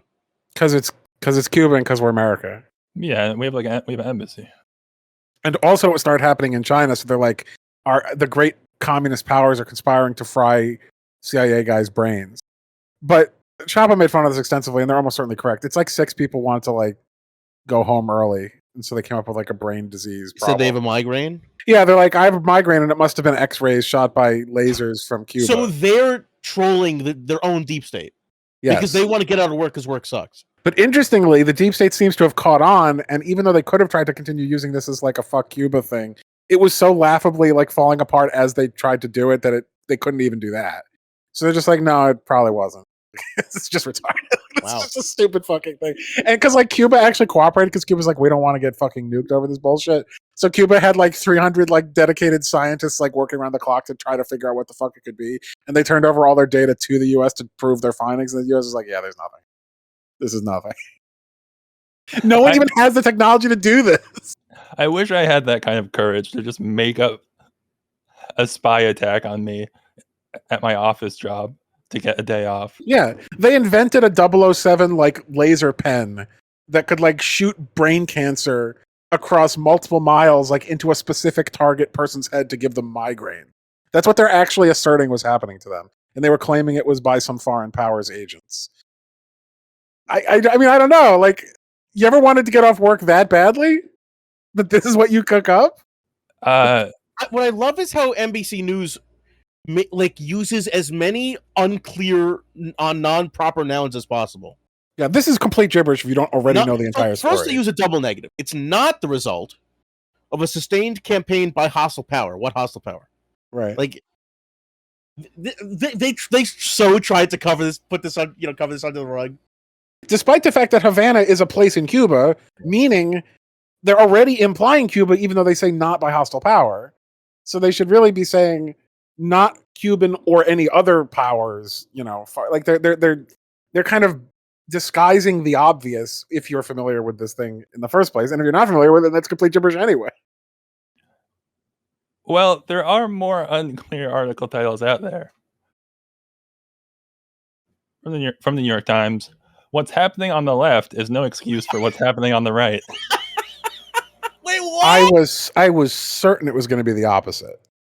I was certain it was going to be scolding the left for something, but no, they're implying the left is somehow total clown shoes, and as a result, the right is doing fascism that's not excusable. Which is of course, wild. Because they're libs, so they get to scold the left while also saying the right are orcs. No, but that's what I'm saying. This is the only New York Times article that should ever be written, and it should be published every day, over and over again. What's happening on the left is no excuse. Has already begged the question of whether something bad is happening on the left. What is this bad thing that's happening on the left? What left? What are they even talking about? The culture war, identity politics, gender, gobbledygook. Yeah, so like before we even read anymore, if we read anymore, like what do you think like the top 3 things they think the left is doing that they're saying is no excuse for what's happening with all the fascism? I'll give you a great example. I think I mentioned before on the show. I watched often this program on a British show called by this host James O'Brien, who's a journalist. He has a call-in show, and the topic, because it seems like Boris Johnson's probably fucked. Yeah. And so he had a call-in show, which is like, when people voted for the Tories, what did they think they were voting for? And some 75-year-old retired guy calls is like, I voted Tory in 2016 because a school field trip was canceled and the white kids were not allowed to go to the museum. He's like, and trans people are in toilets. That's the reason he voted Tory. So it doesn't matter what it is. People will take anything that's happened that they've heard of. It doesn't even necessarily have to have happened. Thing they've heard of that they don't like.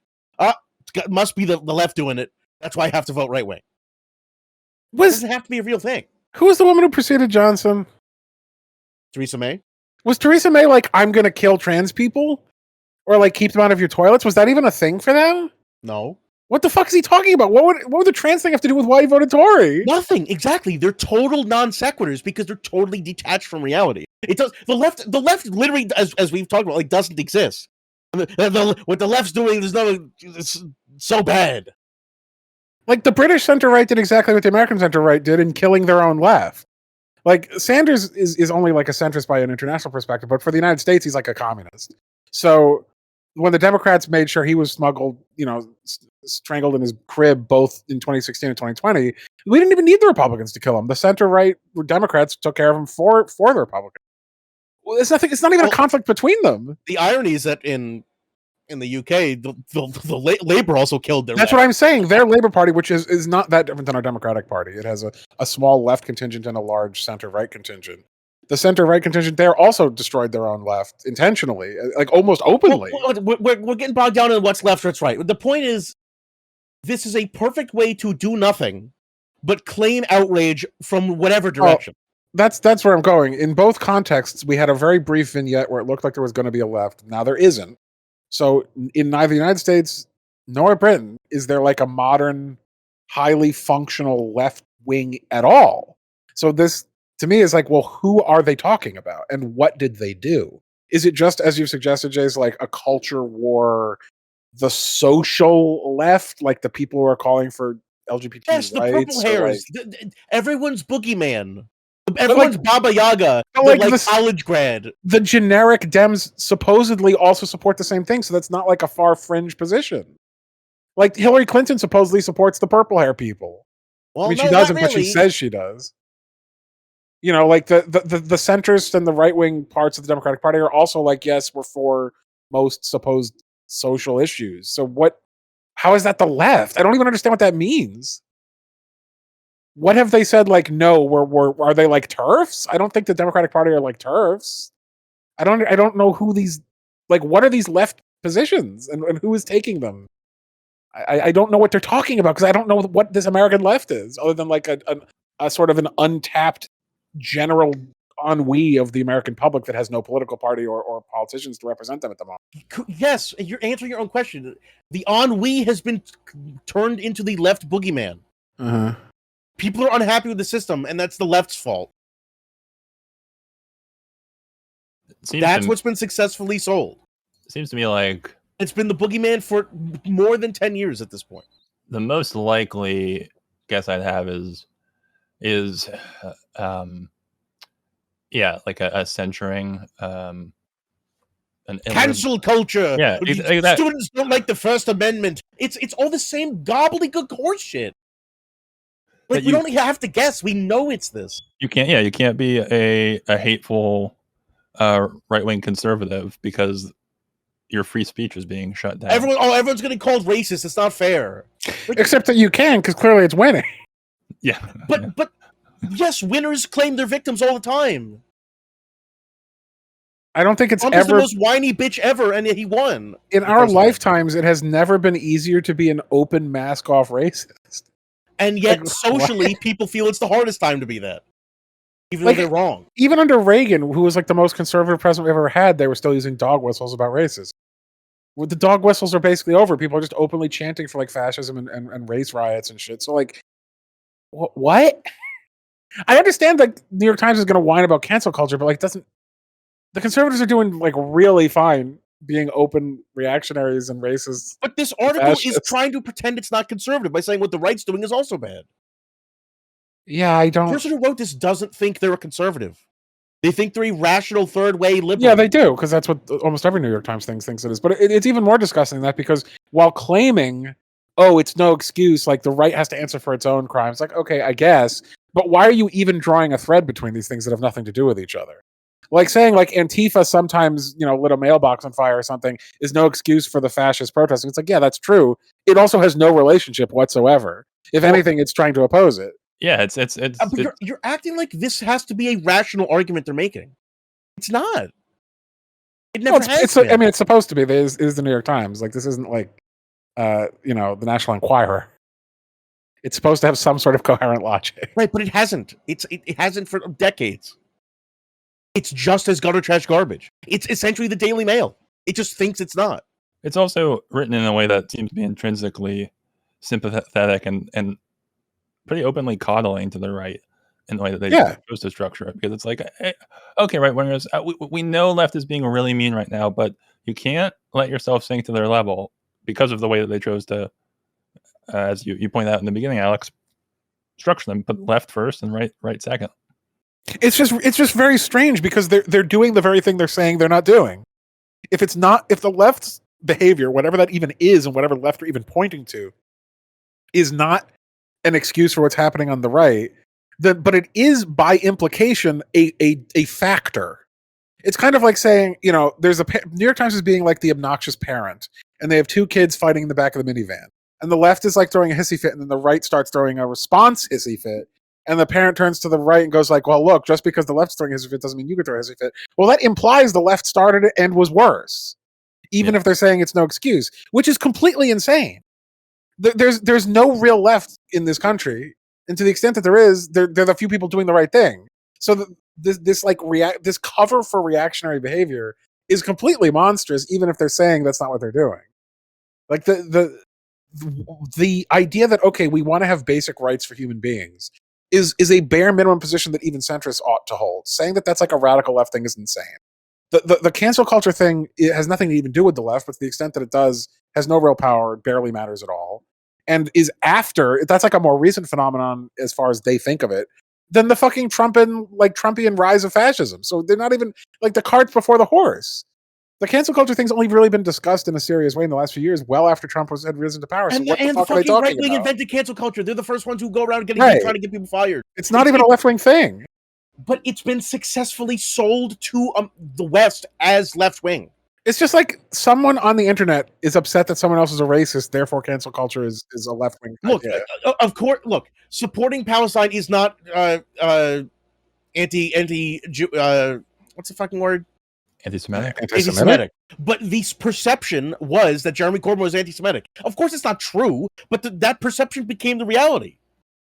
Like, of course, we're not talking about the reality. We're talking about perception. The perception that the New York Times is continuing to spew and try to convince America of is that the left is bad, but the right really got to clamp it down a bit. It's just it's completely disingenuous and blatantly false on several counts. If that's the thrust of their argument, we're gonna shift the goalposts around. We're gonna make it seem as though we're not doing that. We're gonna kind of use a confused tangential way of speaking. At the end of the day, this just translates as, we don't like the left, fuck those guys, but still, get your shit together, fascists, you're making us look bad. Right, which is why I said this is the only article they should ever publish. They should just publish it every day. Yeah. Oh, they do. Because it totally represents their totalizing worldview. It's a very good encapsulation of the whole. They're so embarrassed that the right is now explicitly fascist. Why couldn't it be respectable like it used? Yeah, please, everyone come back to the center, which is actually the right. Yeah. All right. Let's go, I think, with a story in 3 parts. This first one is mostly for context from the Washington Post. As Afghanistan's harsh winter sets in, many are forced to choose between food and warmth. And within that, the article itself, they say that aid groups estimate that nearly 23 million Afghans out of a total population of 39 already do not have enough food to eat. So clearly, Washington Post understands the severity of the situation. And the question they're begging is, it must have been the American troops clothing and feeding them all these 20 years, right? It must be the Taliban that has stolen all of their food and their warmth. Well, that would actually be worse, right? Because if America had the power to feed and clothe them out of its beneficence while we were occupying it, then that means we could still do it now if we chose to. No, they're saying that America fucked up because the Taliban, the Afghanis were grateful that we were there clothing and feeding them. And don't we feel bad for Timmy? Oh, he's not going to get enough food and warmth this winter. And it's our fault for pulling out. Yes, I understand, but why not? Why don't they have the food and warmth? Because our troops who killed them had to leave. Well, were the troops being used as blankets themselves? That's what the Washington Post is implying. No, because there were hardly any troops left at that point. It was like 5,000, 10,000 troops. The implication is that American resources were going into Afghanistan. Well, they still could. You can still give aid to a country you don't like. You are still capable of passing out blankets and food in crates if that's what you want to do. Like, all right, then the implication is we don't trust other bad countries to use our resources if we don't have ground troops there guaranteeing how it's used. Exactly, and that gets to the root of what's really going on, which is America is not going to even bother to provide resources to a country if A, they can't extract more resources in exchange, and B, they're not completely top down in control of everything going on in the country. Well, if they're not a puppet, then we're not going to give them it. Yeah, and the reality is worse than withholding aid. It's that we sanctioned them for $9 billion of their money. Stole all their assets. It's just frozen because it's in foreign currency. So we are literally starving them. Like there's no, it's their money.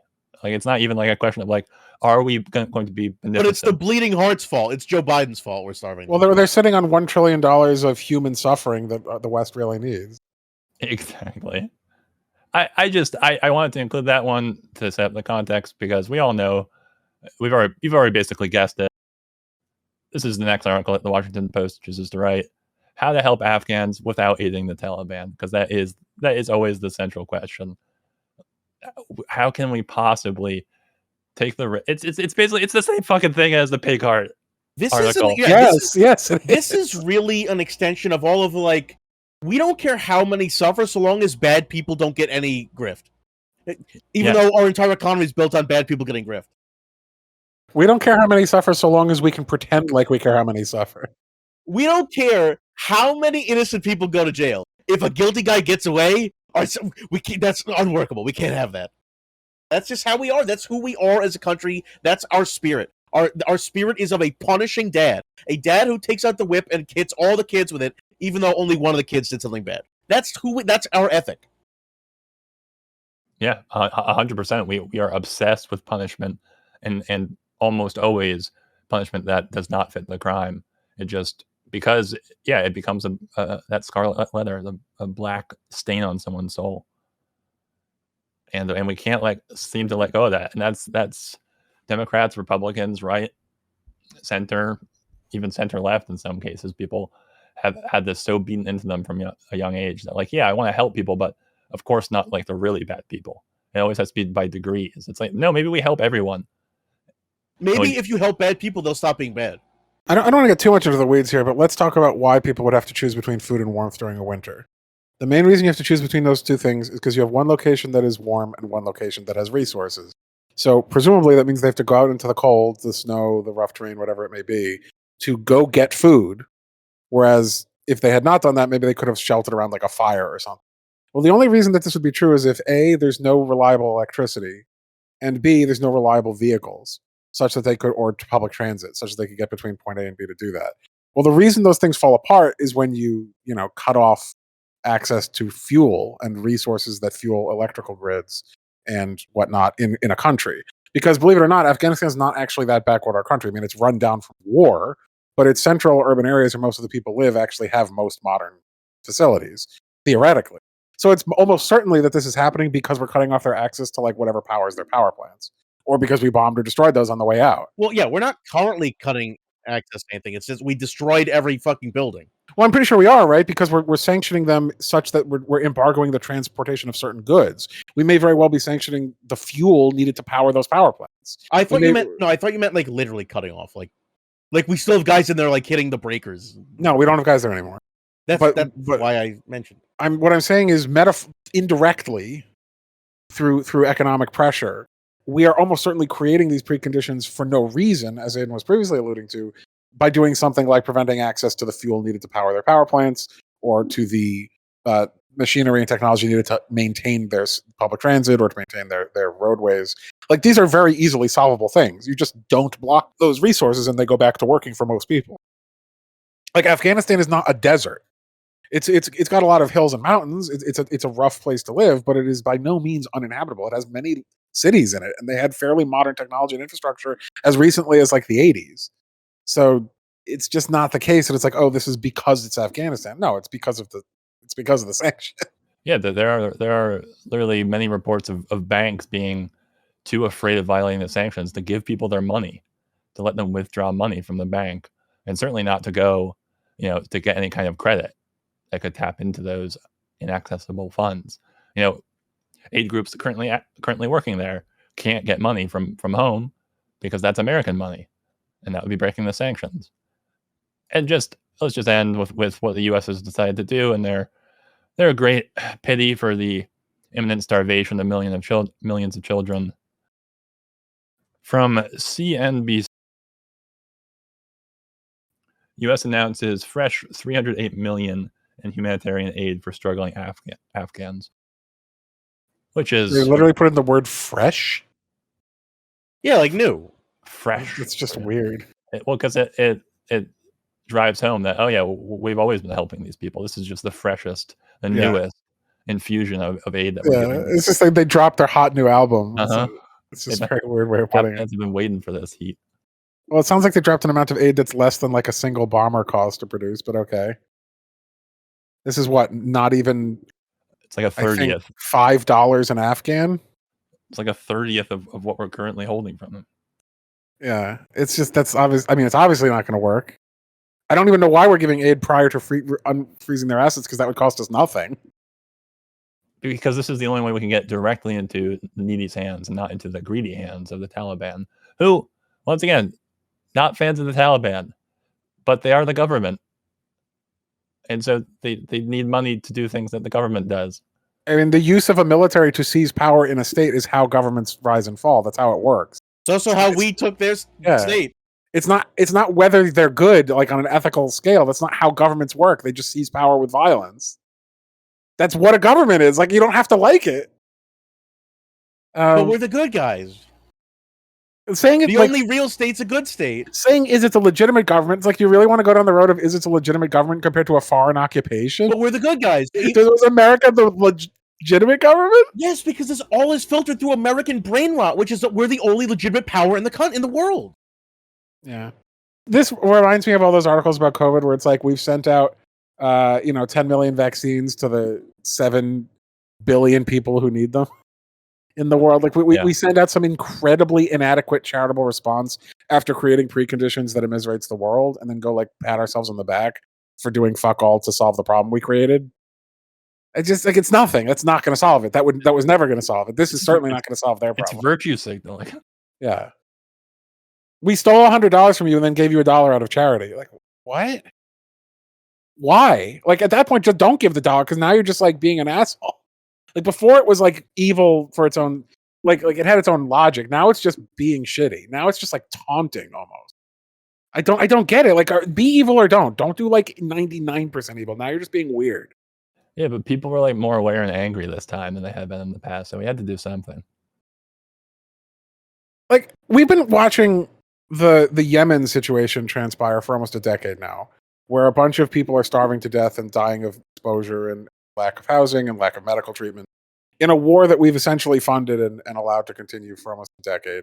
And it's like, people are going like, what are they going to do this winter? It's like, nothing. They're going to die. Like, because that's what happens is we watch them die. This is just, once again, the newspapers, which for some reason are so inscrutably in love with war, just have their knives out because they want to go back. How would we, like, to do what? What couldn't we have done? What would we do that we couldn't have done in the last 20 years? Kill them better. Yeah, I mean, third try, It's a lucky one. We got to have at least one more practice run. I don't understand what the U.S. is trying to accomplish in Afghanistan at this point. I understand wanting to leave because it was a huge quagmire. It was a sink of life and resources and whatnot. I understand the initial impulse to go in because it was like we have to do something about after 9/11 that shows we have a huge dick still. I don't quite understand what our current strategic objectives in Afghanistan. Just like virtue signal, like we're just passively genocide. What is our goal? Punish them because they embarrassed us. Punish them, correct? We are. It's just we would have done this with Vietnam if we had the evil imagination to do such. Which is, we left with our tail in between our legs. Let's punish them some more. I just don't get like this isn't how you get rid of the Taliban. We're not trying to punish the Taliban. What, we're punishing like the Afghani children for not being enterprising enough to themselves overthrow the Taliban? Like I just don't understand the policy goal here. It seems completely pointless. Is it Biden's administration trying to seem like we're still hawks? Are they trying to show like we may have pulled out in a way that like everyone hated, but we're still going to be brutal to people overseas, which proves we're cool? Like I'm just trying to find, like, I can't follow the logic here. What is brutal here? By starving people and watching them die in winter, like by basically putting these sanctions and embargoes on countries that we're not quite going to go to war with, but we're still going to like brutalize economically. Is the sanction thing just like the Democrat way of saying we're still hawks? I don't know why we're doing it. Yes, it's soft violence that the center libs love doing, and they've done forever. What do you mean you don't understand it? We have no reason to do it. We don't get anything from it. It doesn't help us in any way. There's no Cold War going on that we need to like prevent the spread of communism according to some other horseshit theory. There's like Afghanistan has no real power. They have no nuclear weapons. It's just pure hatred. It's just we hate them. They need to Right. die. So it's just fuck How you is and your die. Like excuse? there's no strategic objective. It's purely cruel. Yes, it's just punitive. Why is this surprising? Well, it's surprising because I don't know what the wonks sitting in their fucking weird meetings in DC are thinking they're going to get. I don't know what they think they're going to get out of it. To punish bad people. But it mostly kills innocent people. Human suffering. It just seems totally pointless. Like I'm willing to grant, like, okay, they're callous and indifferent toward the loss of life to some degree. Yeah, I understand that. But when I was growing up, or at least when I was like a teenager, the logic was always like, we have to catch them, kill the terrorists. Okay, so everything was around like, how do we find and kill these terrorists? Well, that's basically over because the threat of America being attacked on its own shore seems decreasingly likely or decreasingly high in scope. So now it became like we have to maintain democracy overseas. All right, well, that failed because Iraq and Afghanistan have basically failed as democracies. Then it became we have to preserve American soldiers' lives. All right, well, that's not relevant because now they're all out. Like, what remaining justification do we have for the cruelty we're doing? I can't even follow the official propaganda as to why we're doing this. Like, what's the Biden administration's logic for letting children die en masse? I don't know what it is. I can't find the ideological like coat hanger to place this on. It just seems pointless cruelty. Yeah, it is, and I think a lot of it is either a bad faith or even genuinely internalized the sense that sanctions don't have victims, that they are just a force that is exerted. It's like, guns don't kill people, bullets kill people. It's that kind of idea that some people just use as a shield and other people have bought into, just like drones are a way to minimize violence, minimize loss of innocent life. Both things have been proven untrue, but they've become such conventions of American government and American foreign policy that they're just accepted, even when the truth is out there and articles are being written about it. It's just, but yes, I think a large portion of it is just cruelty because the Taliban is our enemy, and smiting our enemies is the most important thing to us, even if it is not effective in the end. We have to show them that we will exert pressure, that we will exert violence upon them and their people. We are merciless. And even if it creates an enormous humanitarian crisis that we then go, oh my God, there's an enormous humanitarian crisis. Like, we're talking at both sides of our mouth. If we really gave a shit about that, we just wouldn't do it. Look how the Taliban failed. Look how the Taliban failed to be stronger than the United States. Like, yeah, no shit. It's just like, again, if you want to keep the moral high ground after like a 9/11, then you don't do what we did. Like, if you want to get the moral high ground versus the Taliban, it really shouldn't be that hard. Don't be fanatic extremist psychopaths who want to like enslave half their population into a theocracy. That shouldn't be more difficult to maintain on moral high ground against. And yet within 10 seconds, the US is like, what if we starved 3/4 of the country? Well, okay. Why? Don't worry about it. Because they're evil. It's like, come on. Does anyone who knows what the fuck policy is still think that sanctions don't kill innocent people? Like, did they go to their own schools that they say they went to? Did they read the reports? I mean, even under like the Clinton administration, they were admitting how many people sanctions were killing. They're just like, it was a cost benefit. Yeah, they don't kill an unacceptable amount of people. Yeah, so you can't write an article that's like, look at this humanitarian crisis. That's 2 articles after, look at these sanctions we imposed and how it was good to have done that. They're the same thing. You're writing about the same thing you just said was good. It doesn't make any sense. Everyone in journalism has professional Alzheimer's. I don't know. I guess to answer your earlier question, Jason, no, I'm not surprised. I'm just disappointed. Like, yes, I'm some part of me is always waiting for them to be like, wait, what we're saying doesn't make any sense. Wait, this contradicts our own propaganda. They will never do that. They will never concede because they don't have to. It's one of my favorite analogies from Sam Harris. Once again, flawed guy, but still relatively smart. In athletics or in like a combat, in jiu-jitsu, if you choke someone unconscious, they've conceded, they lost, you won. In oration, there is no equivalent. People who are wrong can just continue to talk and not concede. No one. This is like the problem with shows like West Wing. No one's like, oh, you're right, you convinced me. Especially not public figures who make their money on being evil. No one who's ready who's like, oh, I listened to that episode of the new pod. They are right. Neil, time to die. Neil Breen right. Style. They don't do the Neil Breen. Just pull out a pistol. Yeah, no, as long as they exist, they will never concede. They will always hold on to the bitter end, and they will punish you as much as they can. Yeah, it's just really, really shoddy. Because they are mortal foes. They're not people who can be convinced. They've already bought in to their evil. They're not people who are willing to change their mind. Yeah, it's just earlier with the Warden thing. Like, you can't buy into something that makes you an evil person unless you want to see yourself as a supervillain. It's not so much surprising as disappointing. Yeah, but see, I can't even be disappointed anymore. The New York Times every now and then publishes some decent shit. Most of their recent stuff has been garbage, but like there was a time in my own lifetime when I would occasionally read a New York Times article and be like, okay, they've covered something important. Every now and then they still do. It's wild to me that they have people working for them as journalists who think of themselves as like good libs or even like progressives, and yet they pump out this crap and they're just like, what problem, troll face? Well, I mean, look, it's like the MSNBC thing with Chris Shays. Yeah, Chris Shays is okay, he's cool. Everyone else is a fucking crank. Like, I'm sure there are a couple progressives who work at New York Times, and maybe they've like one progressive editor or like a couple writers who are progressive. But it's a corporation. It's a conglomerate. It's a conglomeration of many different people in their opinion. Yeah. Most of the people are going to be bad. That's just the way it is. Like, yeah, Fox News had Shepard Smith for a period, and Shepard Smith was kind of cool sometimes. Like, it doesn't make up for the machine of evil that pushed out so much vile stuff that convinced Americans to like be bad people. Well, one more for the road. French car ads will soon be required by law to tell you not to drive a car. From Gizmodo. Isn't that amusing? To tell you not to drive a car, like, at all? Like, you should get a bike? You treat it like cigarettes or alcohol, like, drive responsibly.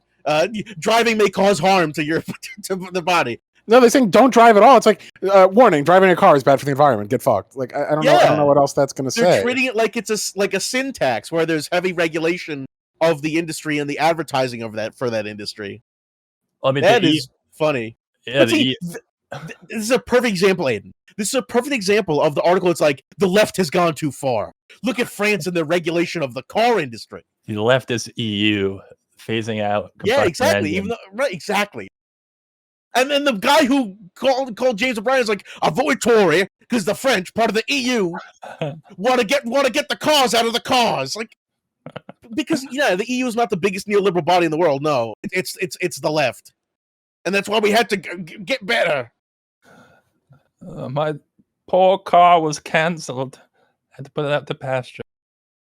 Well, neoliberal means left, apparently, according to half of these publications. I guess the EU is communist.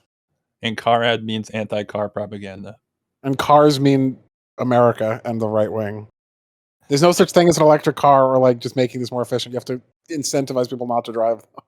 And this rambling means the end of the episode. I mean, yeah, basically. Yeah, thanks for joining us for another one, guys. We'll be entering our back to chambers, our hospice rooms at this point to recharge for the next episode. And we look forward to seeing you. Jesus. Yeah. Well, this was an interesting run. We'll bring you more. We had a good run. We must now we're playing a fucking roguelike? This run we didn't get the perks we wanted.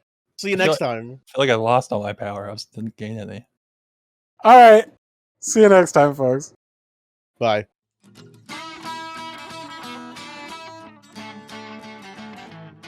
Hey, thanks for listening to the show. If you enjoy what we do here at the Non-Essential Workers Podcast and you want to support us, please check us out at patreon.com/non-essential-workers-podcast or by clicking the link below. For $5, you get access to the Patreon feed and twice as many total episodes. How many more?